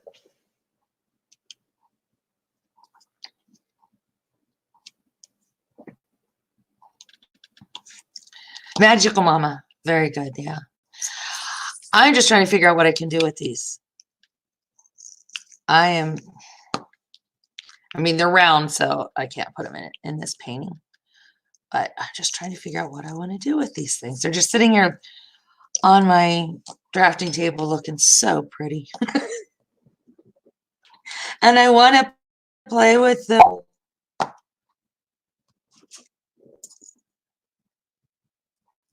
I really want to play with these things now. These are so cool. Oh, but I said I was going to pour some in a tray so you guys could see them. Let me see here. Oh my gosh. How do I get the lid off this thing? Or is there a plastic? Oh, there's a piece of plastic on it. Hold on here. It doesn't say on here, I don't think. Let me see. Yeah,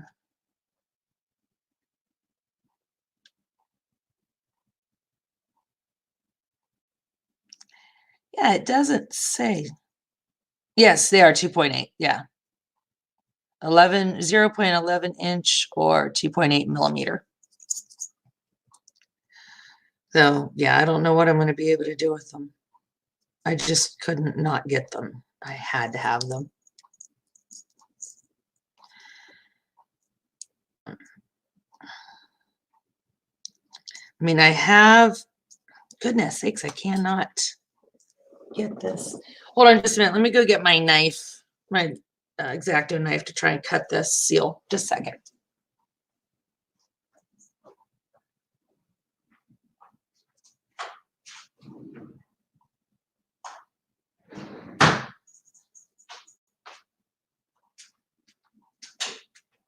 It's not in that drawer.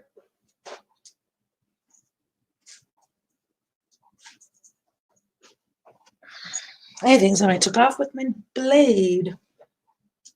Where is it? Oh, here it is. All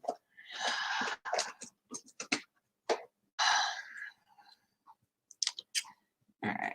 Yeah, I said I wanted to pour some of these out in the tray for you guys to show you.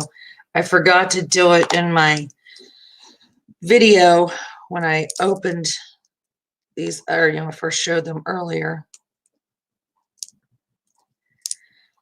I had to try and rush to get that video done though, because my husband was trying to sleep and my son wanted to play his video games and he couldn't do it upstairs because Dad was sleeping.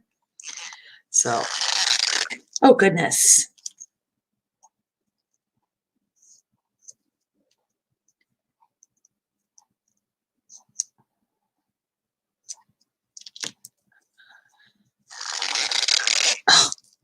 They don't want you to get in these things.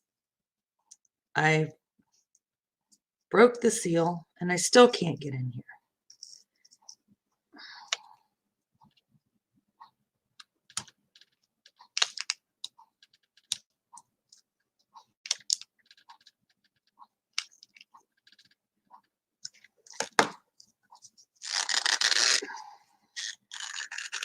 Okay, I don't know how I'm supposed to use these things when I can't open the darn thing up.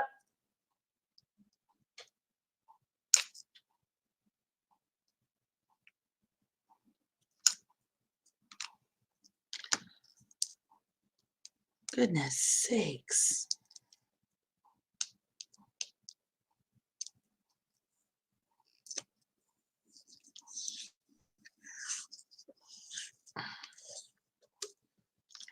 I'm still trying here. Okay. Oh, they put the sticker all the way around. It's kind of like what they do with the La Choy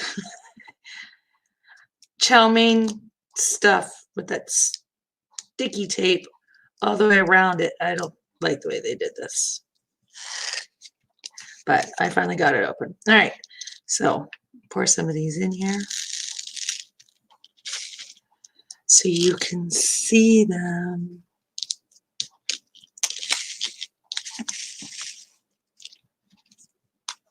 I know my camera is really bad. I'm working on trying to get a new camera, a new webcam. But they definitely sparkle. These are the black ones. They're kind of like chromic, more or less. They look really good, though.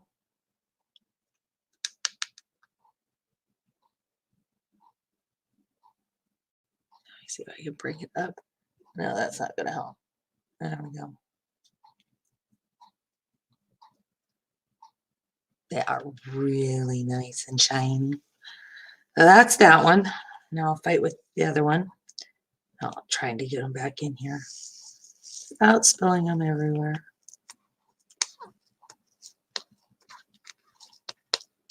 And they do have static, or it might just be sticky for my finger trying to open that. Let's see. Yeah, they don't want to come out. Yeah, I like these boats, these trays here, but I don't like trying to get them out of the spout. They just cluster up in there, and then you got to fight with trying to get them out. That's the only thing I don't like about this particular tray.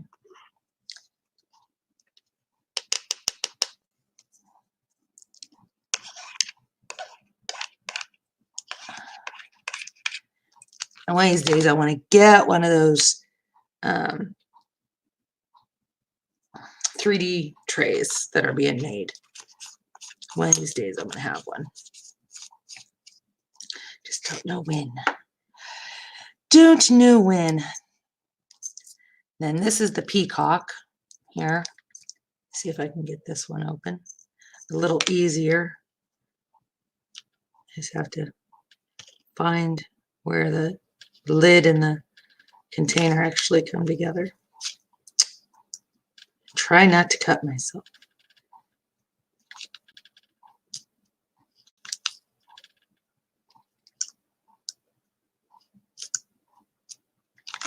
I'm concentrating. That's why I'm not talking. I don't want to cut myself. Let's see if this... Oh, goodness sakes. Nope. Yeah, that's squeaking is me trying to open this.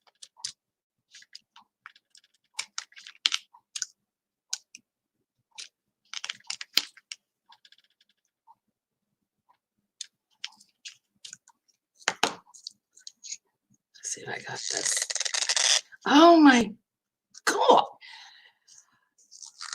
Oh, got it. All right. And then these ones here, I call it peacock. It's shade or DDC. So on the front it says shade and then 7002. And then on the side, they use a DD seed DDC code instead of DMC. But here's the peacock.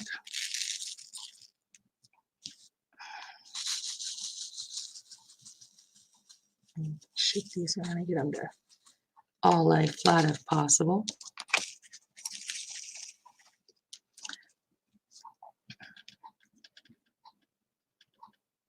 But these here have like the blue and the green, like purple sheen to them. I think these ones are my favorite. They're beautiful. And I don't see, I see a few that are kind of broke, like that one. This one here, get off of there. And put the lid back on this thing and show you. And this one here, like the top of it broke off.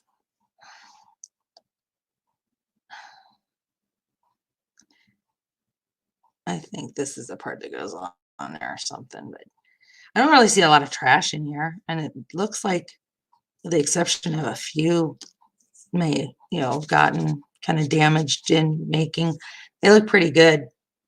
I'm pretty happy with them. And for as many as you get, and it was only $1.79 a bottle for all of these. And it doesn't say how many is on here. Not that I could see anywhere. It just shows that it's 12 grams and has 13 facets, which if anybody watches my video about my Joann's, I called them faucets.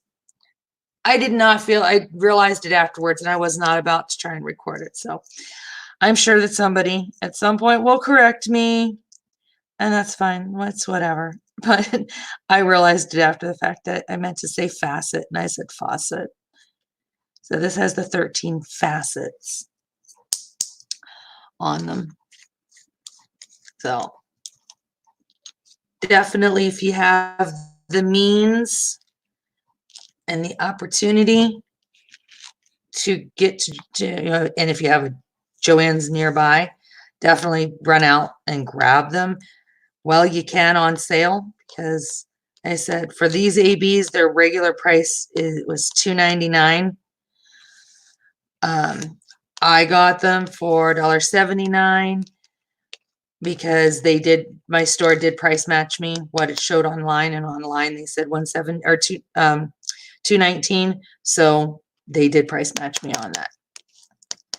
I don't know if they have to do that because I don't usually, I used to shop at Joann's all the time, but it's everything in Vegas is nearby. I mean, it's only like 6 miles away, but 6 miles in Vegas can still take you a half hour to get there.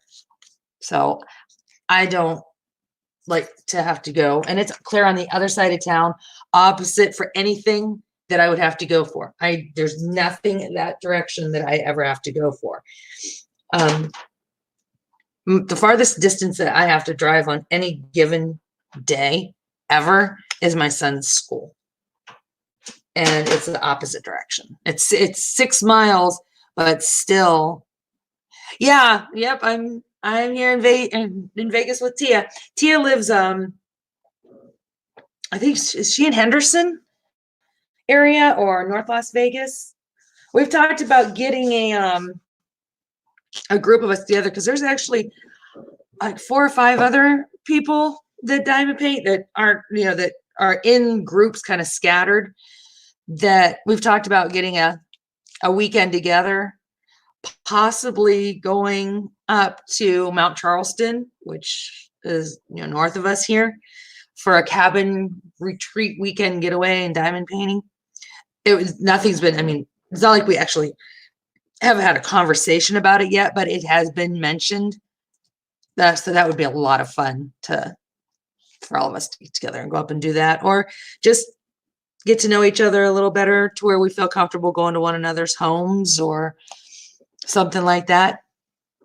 Yeah, I think it'd be a lot of fun because there's not a lot of people that we know of that are in in Vegas that diamond paint, but if we could get 5 or 6 of us together, I think 5 or 6 would be a nice small group, where we'd be able to sit, in a close proximity to one another and give us space to work on our project and not have so many people that we're, feel like we're not talking to them or something. Like when you see some of these retreats for like Stitcherista, when she goes to her cross stitching retreat and there's 50 and 60 people there. That's too many people for me. I don't like large crowds.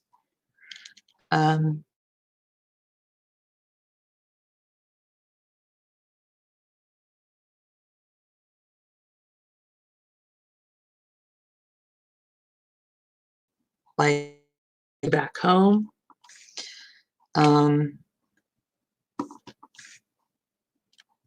I can tell you how many friends I have on one hand, and I can still have a few fingers or spare. And I've been here, it will be 13 years in July.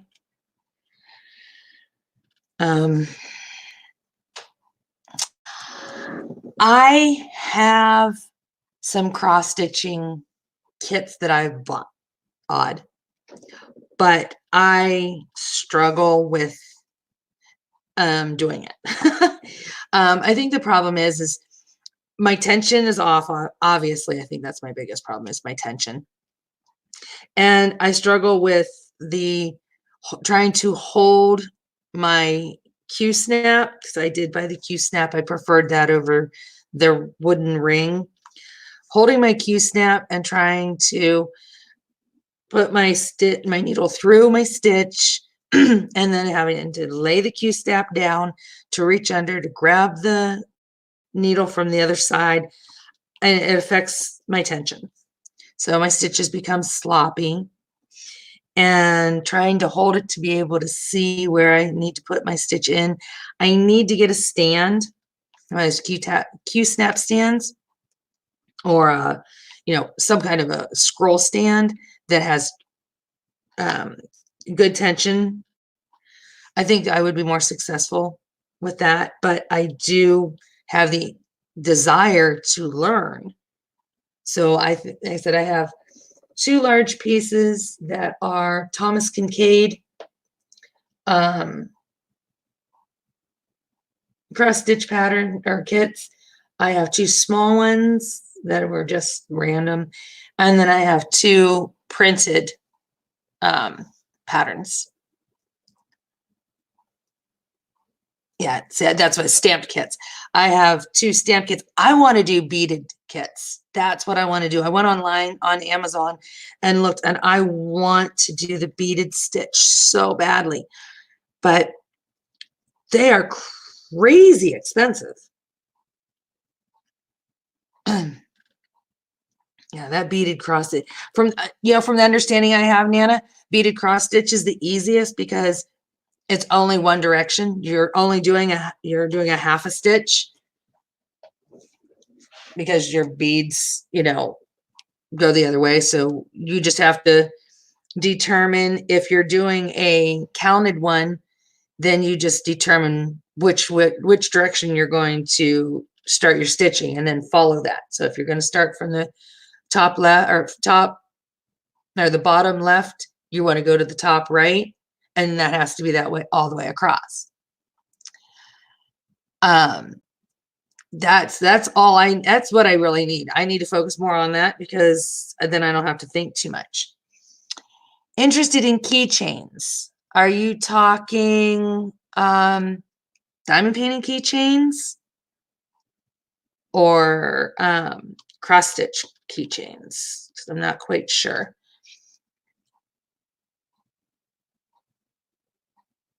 And I tried knitting and I can't knit. I've tried that. My stitches are way too loose, and then I lose count, and yeah, I took my hooks back. But I do crochet, and I love to crochet. I've learned how to crochet when I was 7 years old.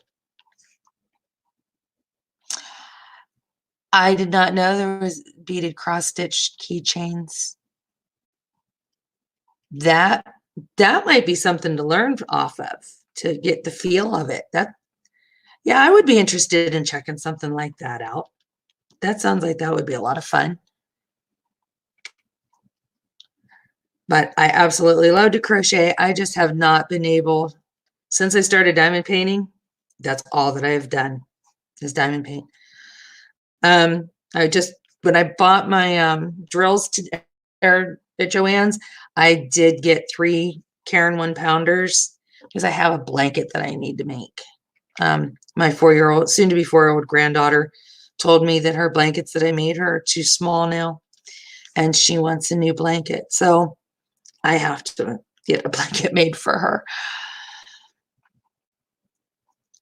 Yeah, I know. I've done that hand knitting. Okay, I know what you're talking about now. I did that hand knitting actually way back in the day when I went to Girl Scout camp. They taught us to hand knit. Well, I was actually finger knitting. It was just literally the finger knitting. The hand knitting and arm knitting and stuff, I don't know if I'd be able to do simply because of the weight. I have fibromyalgia. So I have to be careful with the strain and stuff of the weight of a lot of the things and the body mechanics of it. But I think it'd be cool to be able to hand crochet or hand knit one of those great big huge mammoth blankets that you see. I mean, those are expensive to make. I priced the yarn one day, and when I was in the yarn aisle, a woman came and cleared the shelf of all that. Like, I think it was a super bulky 7 weight yarn. And it was like $35 a ball. And I think you only got like 15 feet of yarn. And here she hand knits them and she sells them at our farmer's market for $375 a blanket. And they're just like a twin size. I was just like, holy smokes.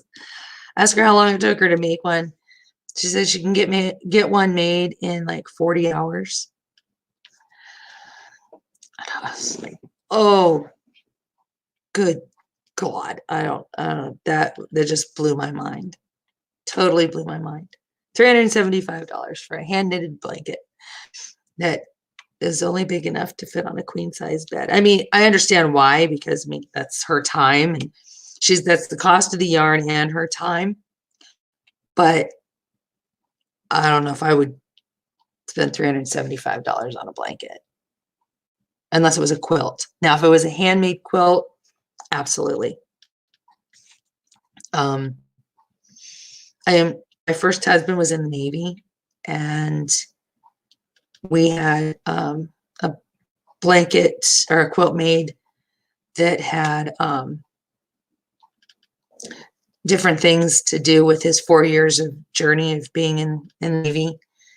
And it was just a lap throw, and we paid $250 for that. But it was our memories, and the woman she hand did it. So she earned her money for it, but I don't think I would spend that much on an Afghan, $375 on a twin size handmade blanket.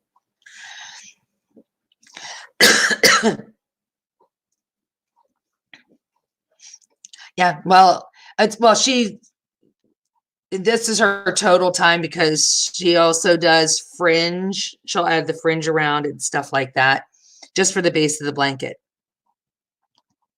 At least that's what she said. I don't know this woman. She gave me a card, and I told her, I don't need your card. I won't be buying one. That won't happen. But yeah, that's what she said. I don't know what she was doing different or anything like that.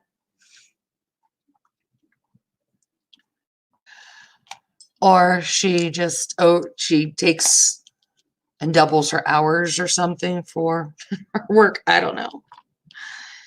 I have no clue.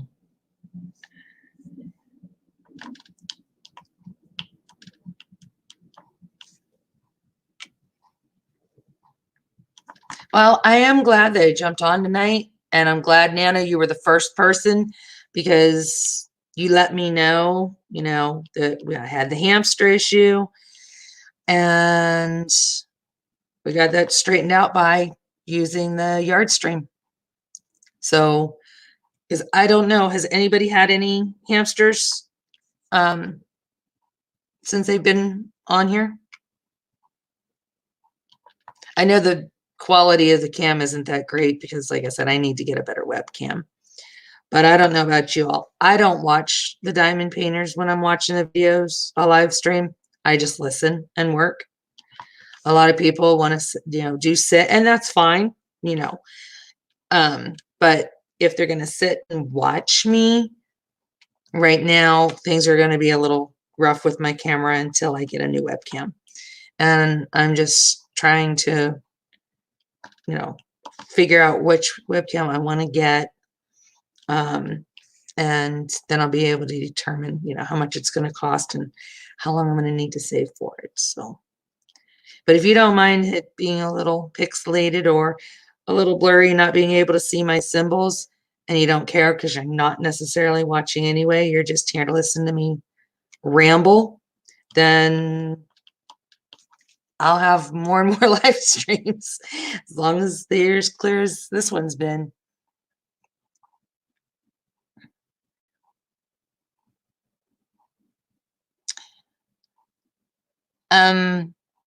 Bianca, for me, it is 2:12 a.m. Friday morning. Why couldn't you go live Tuesday? See, I think I paid $39 for this. This is a Logi. It's Logitech, but it has you can't adjust anything. It has absolutely no adjustments. Or when I was looking for the resolution, I can't figure out how to, I click on it to change the resolution, but it doesn't seem to change any. And it doesn't have a focus where, that I'm aware of. Did my focus go in and out? Do you notice that? Or is it just set? Because I just think that I got this was actually supposed to be for my son, and I took it. Because I had a camera, actual camera, my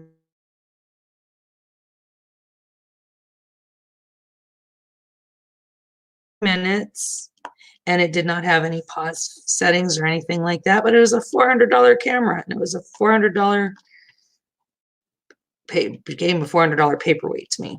So we took it back, and I bought a desktop all-in-one computer instead. See, I didn't schedule this one. I just decided that I was going to try to go live tonight and hope that I wasn't going to be stepping on anybody else's live because I don't have the schedule. And you figure Tuesday mornings are supposed to be my mornings for live. I'm supposed to go live from 9 to 11, but every time for the last 2 times that I tried to do it, it was horrible. And I just gave up. I couldn't put subscribers there. I actually lost like 4 subscribers one day because I was trying to go live and it wasn't working, and they got upset and they unsubscribed. Like literally that morning I had X amount of subscribers, and by the time I couldn't get through my live and canceled it, I had 4 less subscribers. So I thought I'm not going to go through this on Tuesdays and cut my subscribers or lose subscribers over it. Figured I'll just go ahead and record a whip and chat in place. But tonight I really wanted to talk to somebody. So, oh, Nana, don't get nervous. Don't get nervous. Just Remember what I said? You got this. Just put faith in this doctor. I know he's a new doctor, but have faith in him or her, that, they're educated on, and ask all the questions. Remember, ask to see if you could have a defibrillator placed. See if that would make a difference. You got this. And like I said, and you got to behave, because you got to behave. Drea will come at, she'll come get you. And if this doctor doesn't do his job, she'll be coming for him too.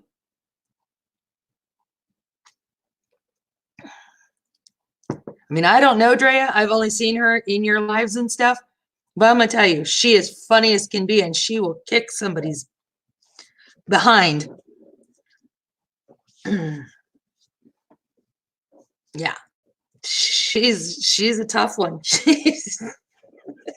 Drea had me cracking up the other night when you were talking about your pacemaker. All right, let me see here.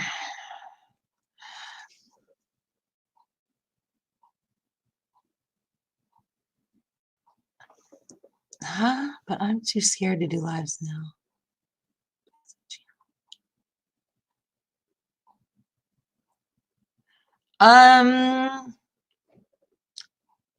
I don't know anything about that, Aussie girl.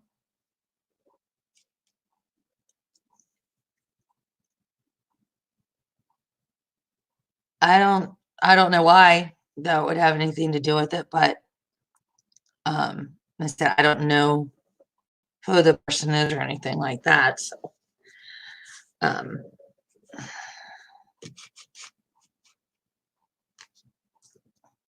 I like, you hear a lot of creators say, not everybody's gonna like my lives, not everybody's gonna like me personally, and that's okay, because I don't like everybody in the world either.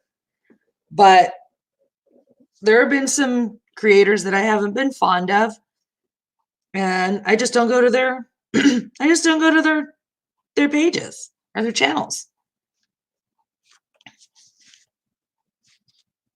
I'm not going to tell anybody else not to go either. I mean,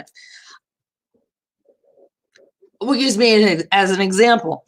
If I wasn't me, okay, and I went to my own channel, or went to my channel, and I didn't like me, I wouldn't go back.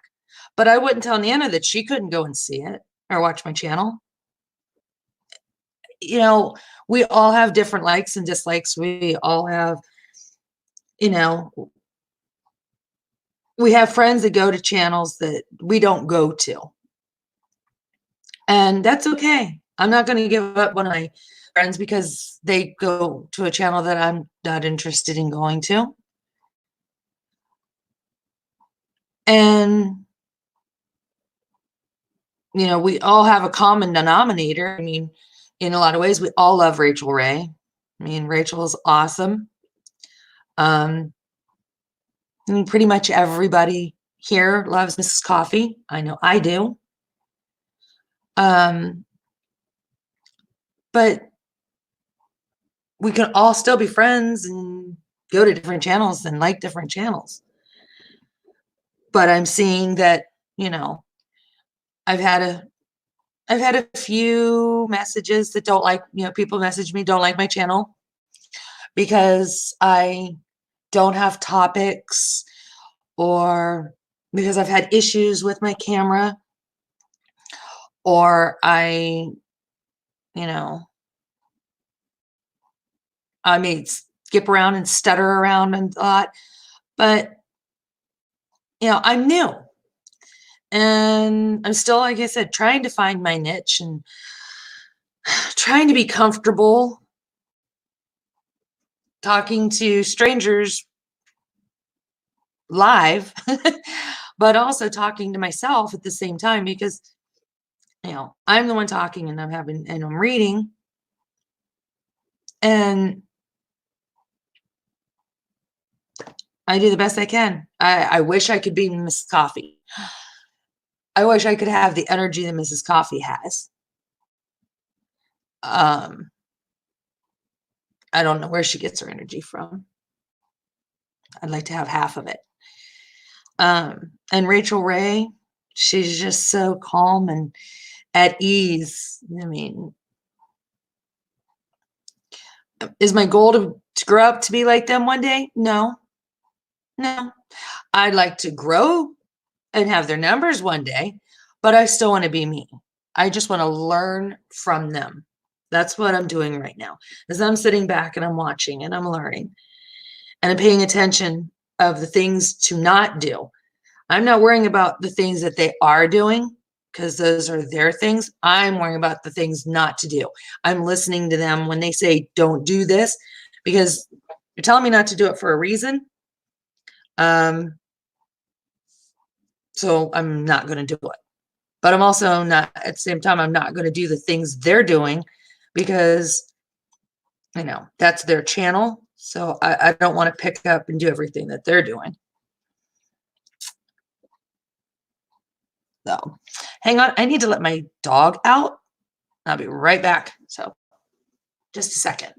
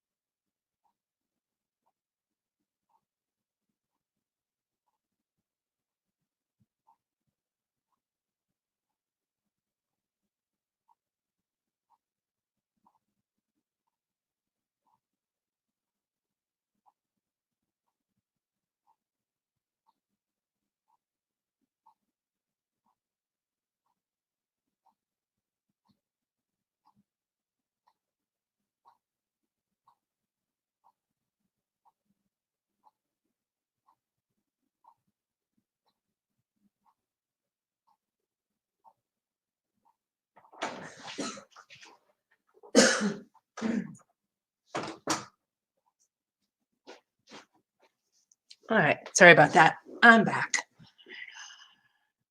I'm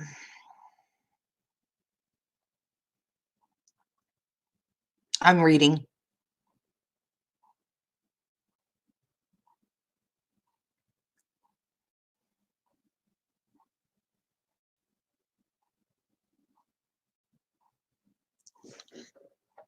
I'm not able to go live from my phone.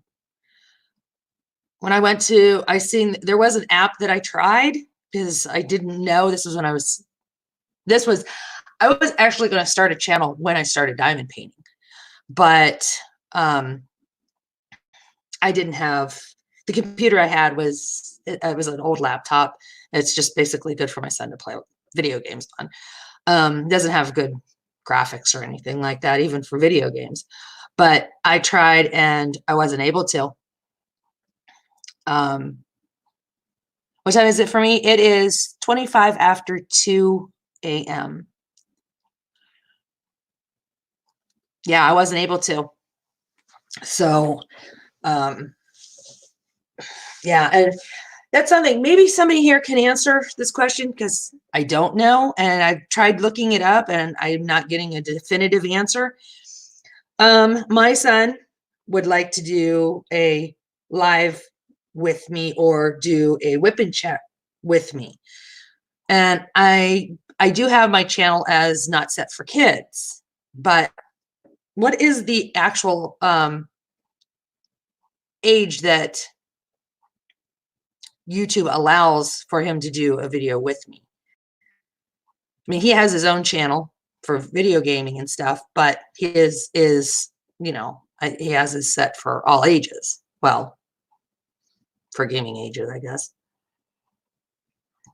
And I definitely don't want to get a strike against me or lose, you know, I mean, I'm obviously not monetized at this point. I have 185 subscribers and I do not have my watch hours. So I'm not going to be monetized for a while, if at all, from the understanding I'm having. Even if you have all those, you can get your 4,000 watch hours. You can have 5,000 subscribers, and it doesn't necessarily mean that you're going to be monetized. But for the opportunity, when the time does come, I don't want to have something that prevents me, and I don't want any strikes, YouTube strikes, that's for sure. So, you know, if I knew the safe age for him, then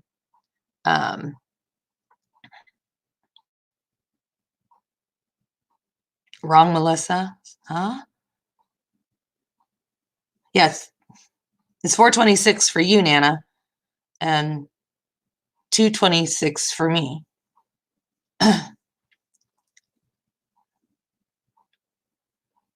13 and under off limits. Okay, so because, like I said, I have it set for not for kids. Since he's 15, he could go ahead and do a whip and chat with me, or he could be a part of my live at some point, and I wouldn't have any issues. Oh, that's right. We're both Melissas. I forgot. Yeah. Yeah. So, yeah, so Odd and Nana are on the same time zone, on Central Time Zone, and I'm on Pacific. Now, right now, I'm not doing much with my phone because I have a defective screen on my phone. So I can see, but it's on the edges. It's like it's bubbled, and I have to take my phone in and have a look at it and find out what's wrong. So, I just want to get a good webcam, and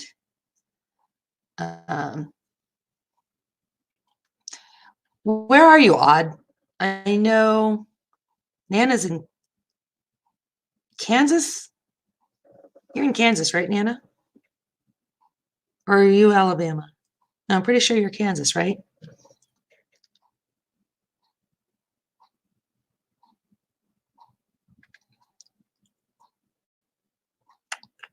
I forget what I was working on. Oh, I'm done with that color. Do another color. No, you're in Alabama. Okay. You're in Bama. Roll Tide. I don't roll for Tide. Sorry, I'm a Buckeye. And that Crimson Tide is always hurting my Buckeyes. My poor Buckeyes are always in competition with Clemson and Alabama. It drives me crazy.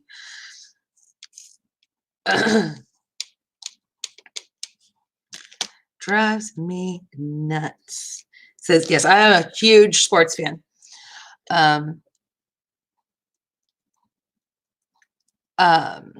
and you're in Texas? What? All right. Now, I lived in Texas. Odd. Yeah, I used to live in Texas. I managed to live in Texas for all of 7 months, and I had to get the hell out of Texas. I couldn't handle the humidity. I couldn't handle what you all consider water bugs. I consider them human-sized creatures. Yeah. And my ex lives in Texas. But I lived in, I guess it was Central Texas, small town called Rosebud. I got there on January 3rd of 2004. I had to think about it for a second. And there was 1,232 people on the population sign. And 2 days later, it increased by one. So it was noted somehow, but somebody notified the sign changer that I was there. And yeah, it was, they had one flashing red light, 2 stop signs. That's how small that Rosebud, Texas is. It's, if you haven't heard of it, it's in the Marlin Temple area. It's like 45 minutes from Fort Hood.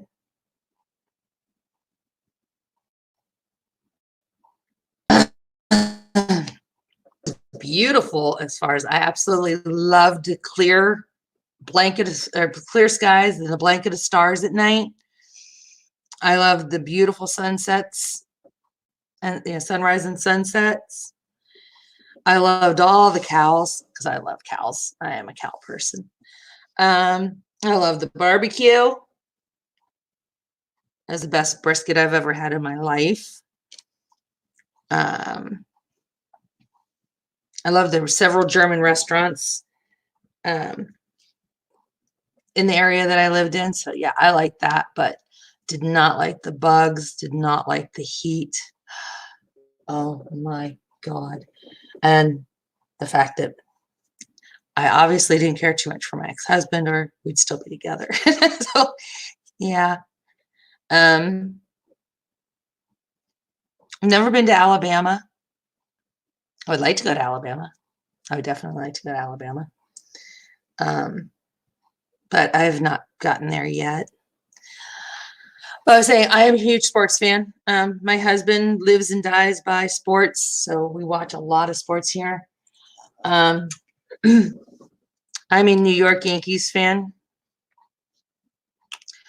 I might be from Ohio, but anybody who knows anything about Ohio knows that we don't have good teams. And where I live, where I'm from in Ohio, it's not, I'm like dead center between Cleveland and Pittsburgh. So I could either be a Browns fan and an Indians fan, or I could be a Steelers fan and a Pirates fan. Well, the Pirates stink, so I'm not a Pirates fan, but I am a Pittsburgh Steelers fan. I love the New York Yankees.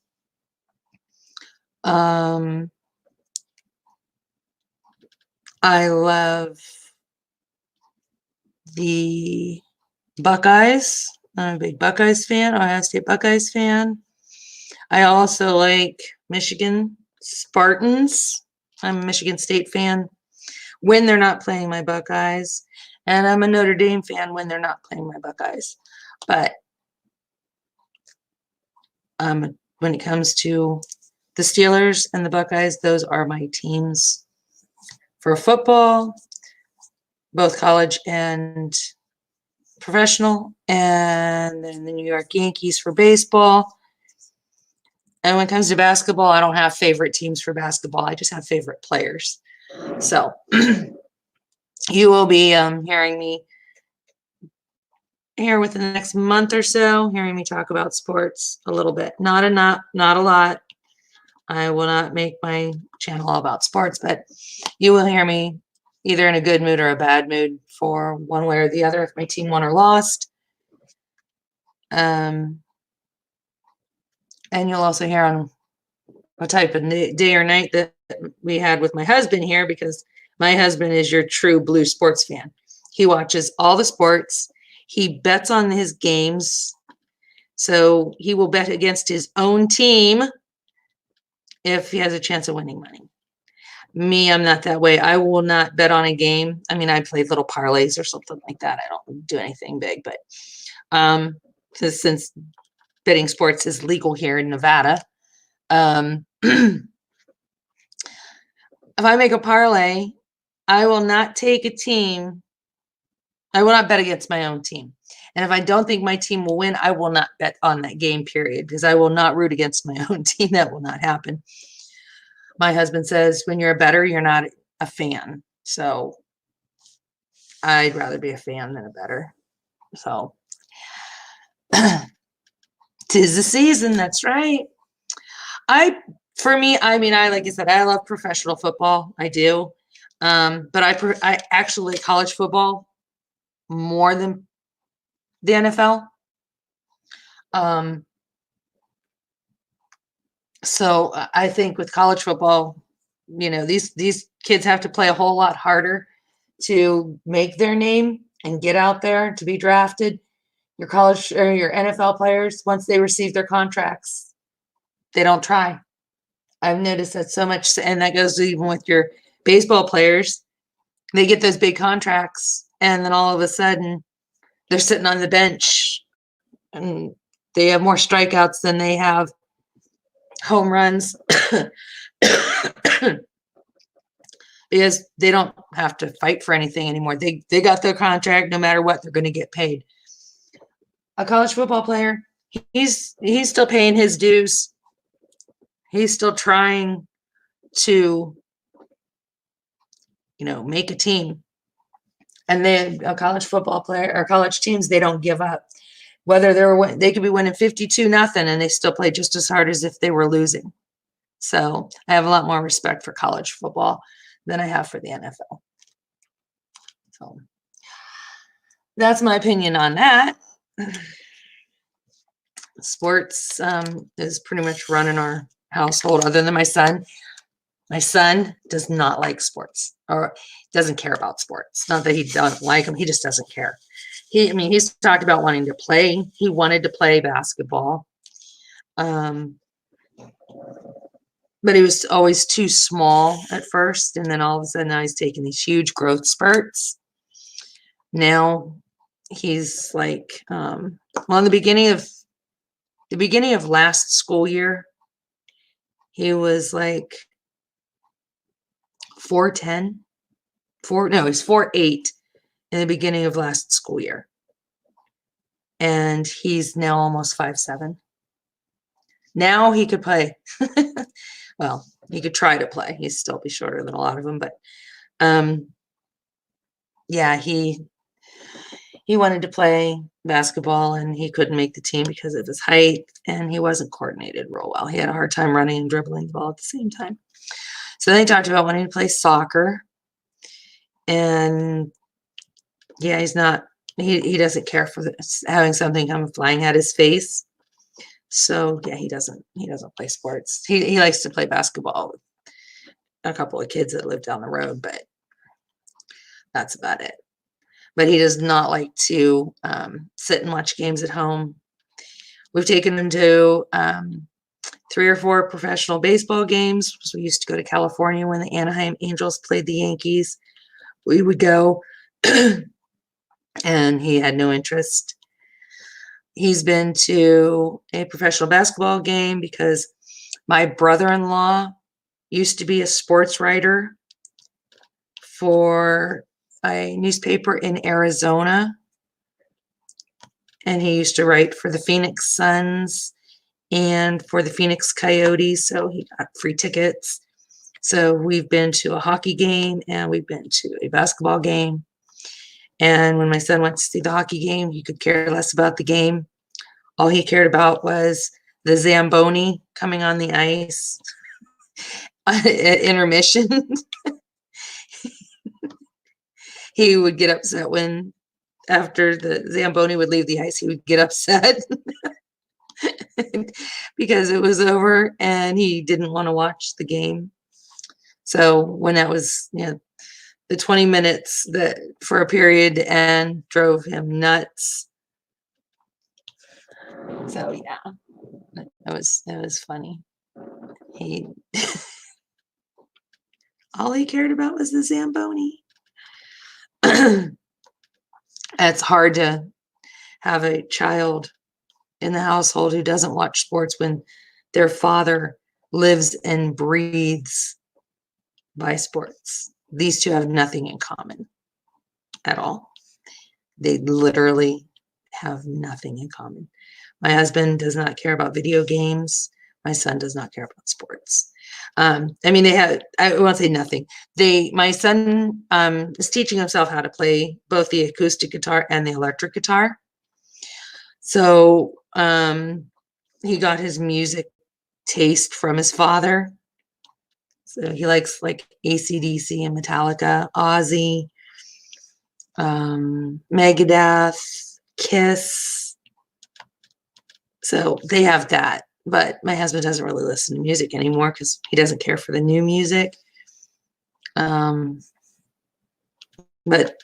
at least when my son's upstairs playing his guitar, it's music that my husband likes, so that helps.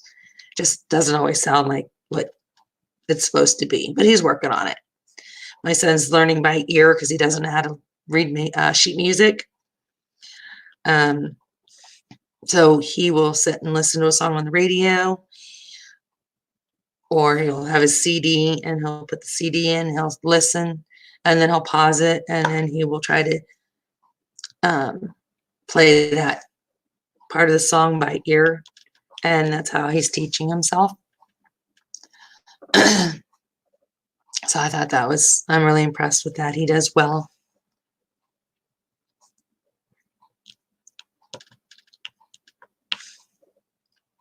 And he came home from school. Like I've told you, he goes only on Monday, or Monday's just his actual class day, but he was ill on Monday, so he had to make up his class today. And he came home with his schedule for the next school year. And God has helped me. I have a hard enough time getting him to do his work now. Next school year, and this year, this year, he started out in the beginning of the school year with freshman English, algebra, freshman sophomore studies, PE, I'm trying to think here. History of popular music is a course. I forget, there was 6. He came after the first semester ended, he came back into the second semester with biology and health were added to his schedule for the second semester. And he's done pretty well, considering. But his next year's schedule is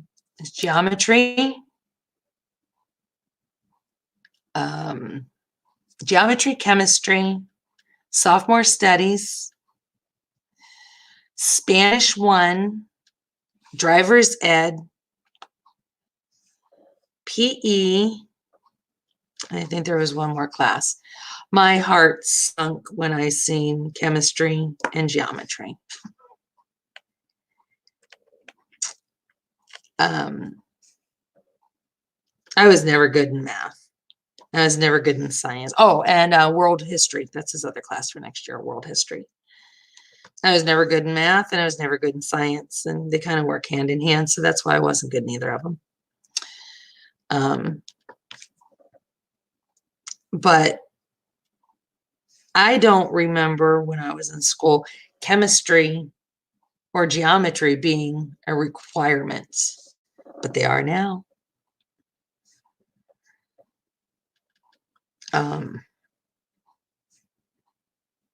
So I'm hoping that he has some really good teachers next year, and these teachers are willing to give him extra time and to work with him, because he's not going to be able to get help from mom, because mom's not good at any of those classes. So that kind of worries me. Then I seen driver's ed and my heart sunk. It's just like, he is my youngest of 4. How can he be already getting ready to start driving? And we have to see, I have to actually talk to his psychologist and doctor to see if, with his autism spectrum disorder, if he's going to be able to legally drive, at how we're going to have to go about this, because I don't know how that works. But yeah, I don't even know how it's possible that I'm going to have my baby, in driver's ed.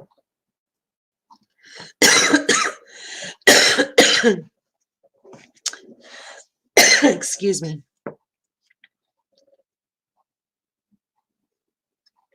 It doesn't even seem possible.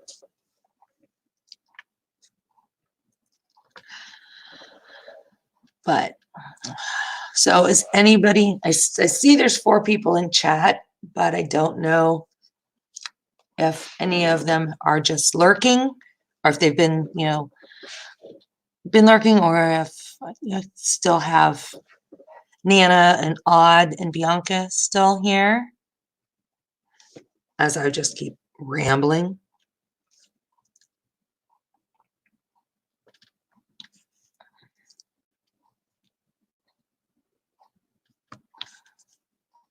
You're here? Okay. Any baby naps tonight? I seen your message that you messaged me, and I was so busy today, I was going to respond to you. But baby naps are good. You need those every now and again just to reset your brain. So if we're ever talking and that happens, don't apologize. I actually fell asleep. That's why you hadn't heard anything from me. My battery started to get really low on my phone, so I put it on the charger and laid down, was reading, and fell asleep reading. So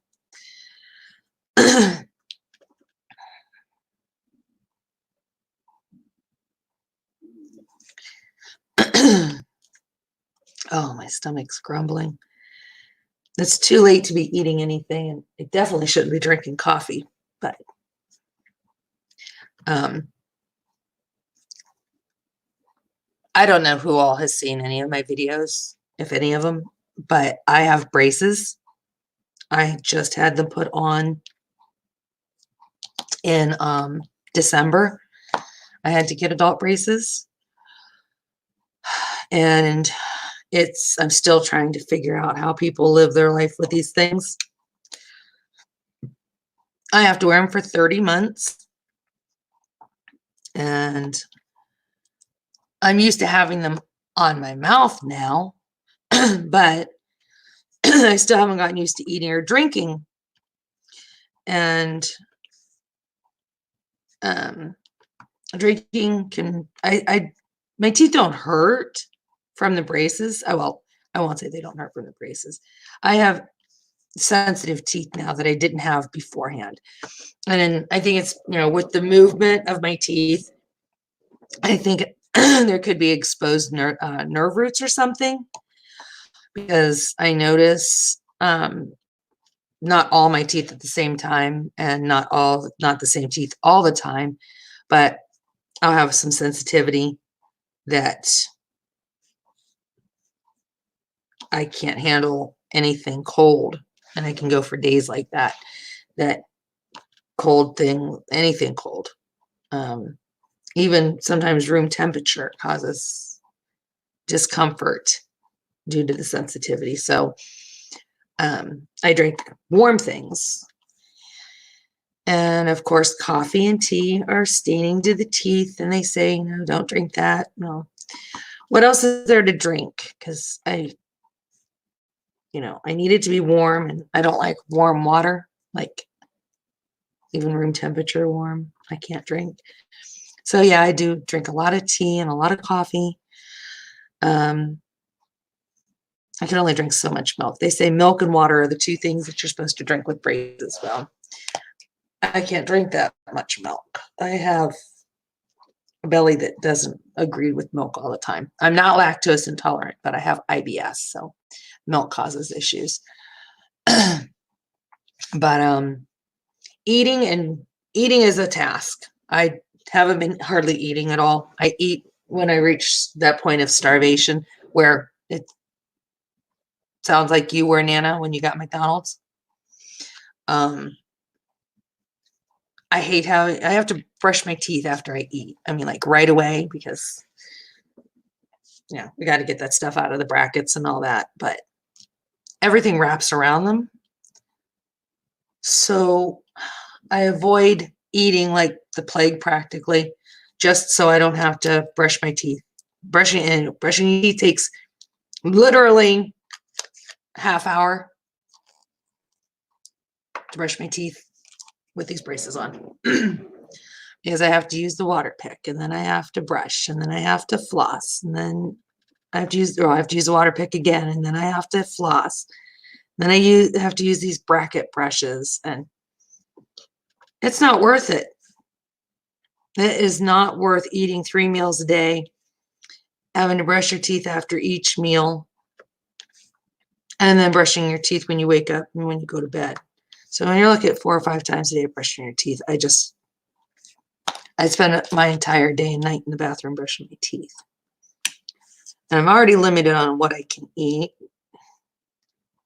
So eating is not enjoyable anymore. For the past almost 3 months, I've lived off of mashed potatoes and gravy and pasta because I can swallow all that without having to chew it. And that's how most of my food gets in me. I don't chew hardly any of my food now. I just swallow it. So I make sure that whatever it is that I'm eating, I can swallow without choking. SpaghettiOs has become my best friend. Oatmeal, best friend. Scrambled eggs. Yeah, I can't have anything crunchy or chewy. So I always feel like I'm hungry. And then when I eat, I end up getting sick because I'm eating so much and swallowing food whole that I end up making myself sick. So the only way positive I can look at this is I only have 27 more months to go of this. That's the only positive that there is. I remember being a teenager wanting braces, or being a young kid wanting braces. I thought they were cool. So when they said they were putting braces on me, I was pretty excited because I was like, okay, we'll be able to correct my smile, which my teeth were perfectly straight. I didn't have any problems with that. It's just my teeth had shifted because I had, when they pulled my wisdom teeth, they also pulled my top molars because my wisdom teeth were growing over my molars and it caused cavities. So they just pulled them. And that caused, it's such a young age to do that they did that. And ended up causing my teeth to shift more as I got older, because that actually happens anyway. Our teeth shift as we get older. But when you have teeth, when they pull teeth, then it gives them more room to shift. So my midline was really off, and I had a bit of an overbite, not serious, but enough that it was causing my bite to be off. So that's why I had to get the braces. So I was looking forward to it because I was going to be able to correct my smile and my chewing.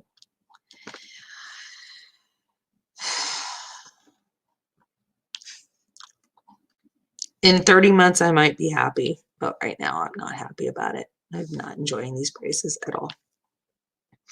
I want Popeye's chicken or Chick-fil-A chicken, and I can't have that. I want pizza. I want to bite into an actual cheeseburger. I can't bite into food. I have to break everything up into tiny little pieces like I would for a toddler, and I have to eat everything like that. So the idea of going and getting a cheeseburger with a bun and bread's not my friend either. I can't eat very much bread because it just gets packed and gets uncomfortable. And I know this is really gross. I'm just rambling. just talking to talk. Guess I'm trying to keep you all awake or put you to sleep from boredom, one or the other. I'm either talking to keep you awake, you're hearing my voice and it's keeping you awake, or what I'm talking about is putting you to sleep. Oh, let's see. I think I'm stress eating. I stress eat all the time. Well, I did before this happened. Well, I mean, when I say I can't eat it, the doctor recommends. I mean, the list of things that they don't eat. The reason they list those things is because you can break your brackets off or break your wires. And for what it costs to have these things put on my teeth, I am not about to break anything off, because as they break off, I have to pay to have them replaced. So yeah, I mean, you can eat pizza, you can eat cheeseburgers, you can do all that stuff, but they recommend not biting into things, because when you bite down, you put pressure on your teeth anyway. So when you're putting the pressure on your teeth, you're risking breaking the brackets breaking off or breaking a wire. And each bracket is $50. So if I knock on, break 2 or 3 brackets, there's anywhere from $100 to $150 for just for that. And my wire is $100. So each time I break a bracket or I break a wire, I have to pay for that. And I'm not about to do that. As well as the fact that, my teeth are loose now because of the mood, the teeth they weren't loose before they put these braces on, but they're getting loose now because that's allowing them to shift. Teeth can't move if they're not loose. So I risk with the looseness. I mean, they're only loose enough to move, for them to move. I don't really feel the looseness so much, but I'm sure if I bit into something with the loose roots, there's a good chance I could probably do something that wouldn't be good, that could affect my progress. I mean, I see people eating things all the time. I don't know how they do it though, because like I said, every time I put something in my mouth and start chewing, I feel it get packed underneath the bracket, and it builds up, and then it starts to get uncomfortable. So yeah, I don't know. I don't want to take those chances. Oh yeah, well, see, we paid $5,800 for mine, but that only covers if I cause something to happen, like if I cause my bracket to fall because of something I was doing that they said not to do, then yeah, I have to pay for it. But if a bracket just falls off due to, that it wasn't placed, the adhesive, it was an issue with the adhesive or something like that, then yeah, they cover it.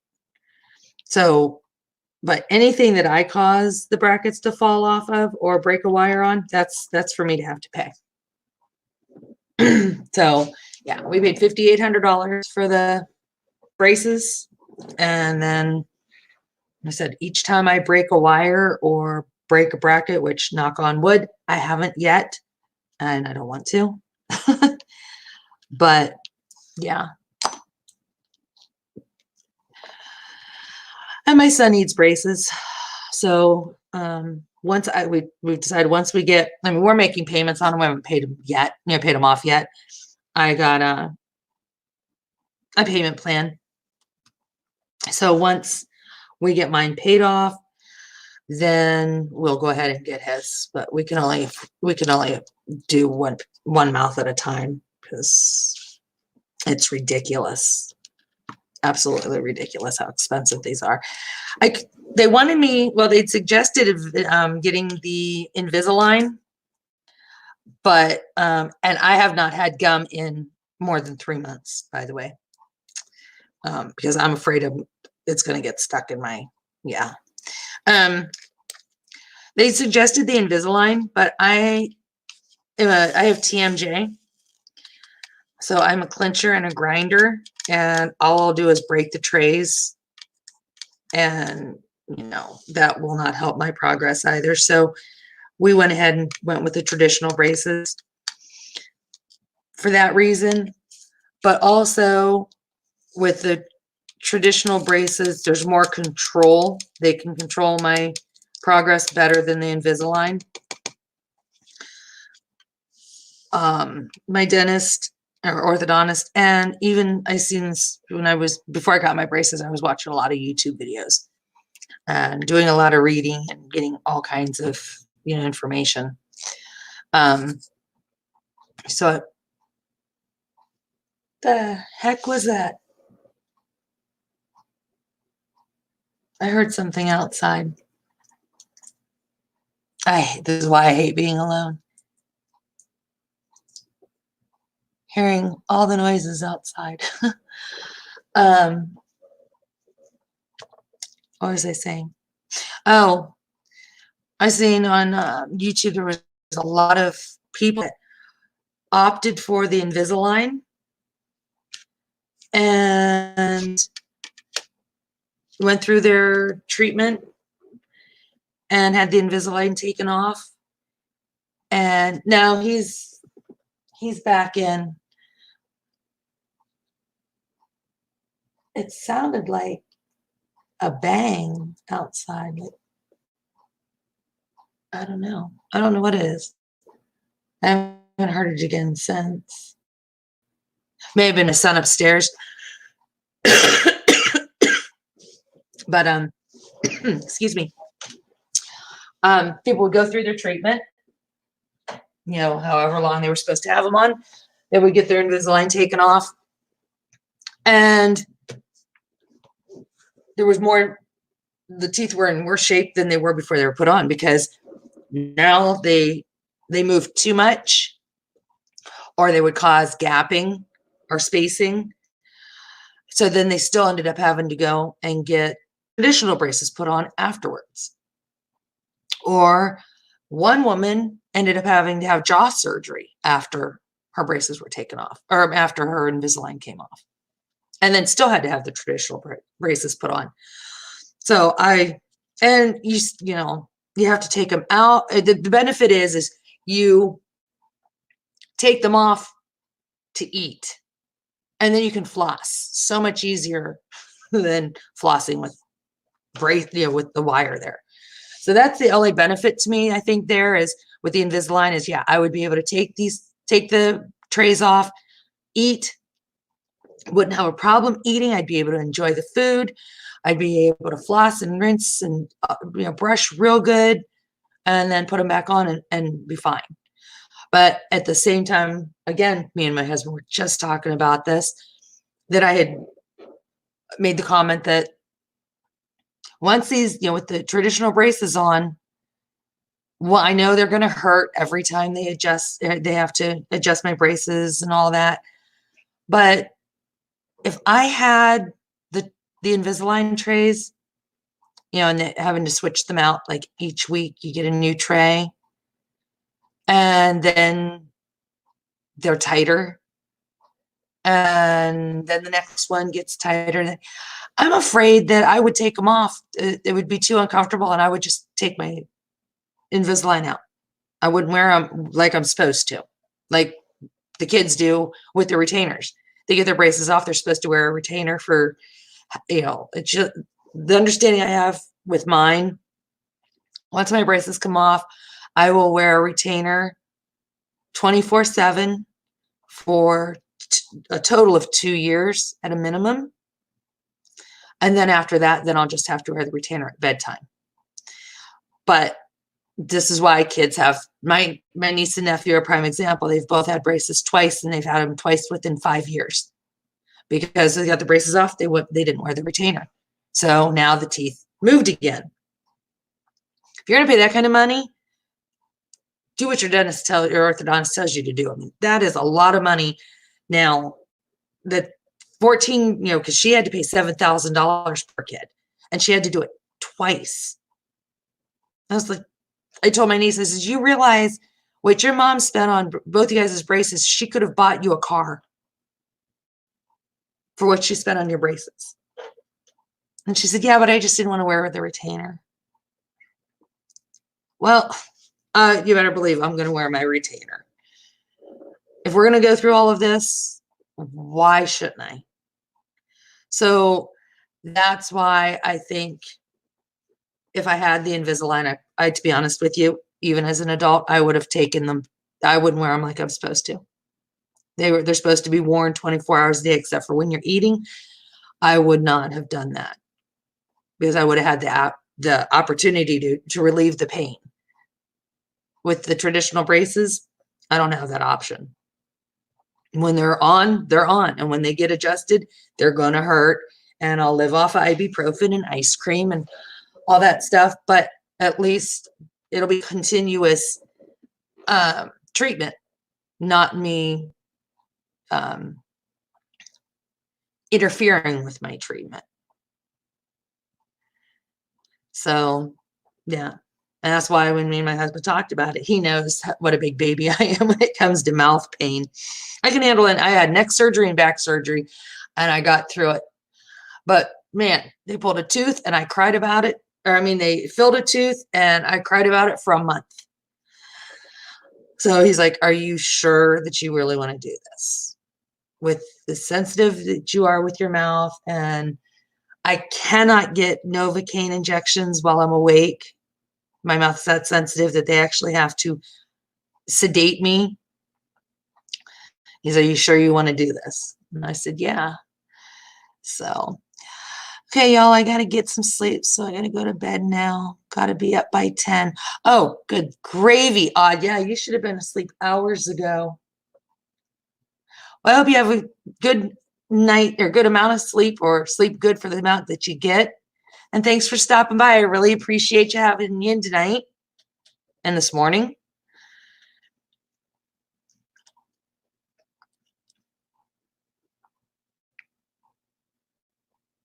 I should get off here too, because I have to babysit tomorrow. The baby that I have to watch will be here about 11 o'clock. And I still have my son, so I should get off here too. I'm just glad that I found a way that I can go live. And I hope no one else was live, because I don't have, everybody's live schedule or anything. So I'm hoping no one else was live, that I'm stepping on anybody's toes, because I don't want to do that. Yep, sweet dreams. And take care. And you, Nana, young lady, you aren't too far off away from your doctor's appointment. So you should go ahead and try and get one of your little cat naps. Absolutely. Absolutely. I thank you so much. But you need to get rest, Nana, and message me after your appointment and let me know how, what you found out. If you want to, you don't have to, but at least let me know, whether you're okay or not, because I'll be thinking about you tomorrow. And you're welcome. Thanks for stopping by. I'm really glad that you stopped in, and you were the first person, because like I said, you helped let me know it wasn't working, and we found a way to make it work. So now I know this is how my lives will be. It will be through StreamYard. Oh, you're leaving in an hour? Where is your appointment at, Nana? I mean, it's 5 o'clock for you, and you're leaving at 6. How far do you have to drive to this appointment, or go to this appointment?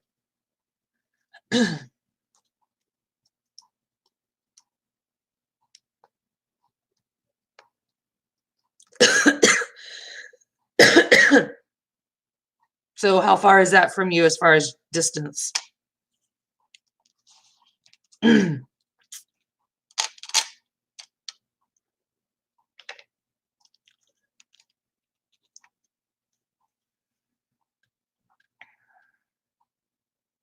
2 hours. Oh, geez.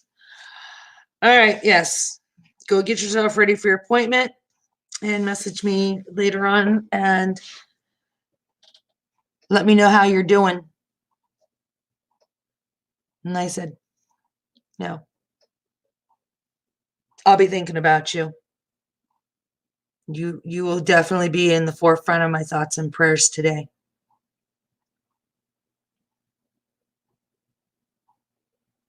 So be careful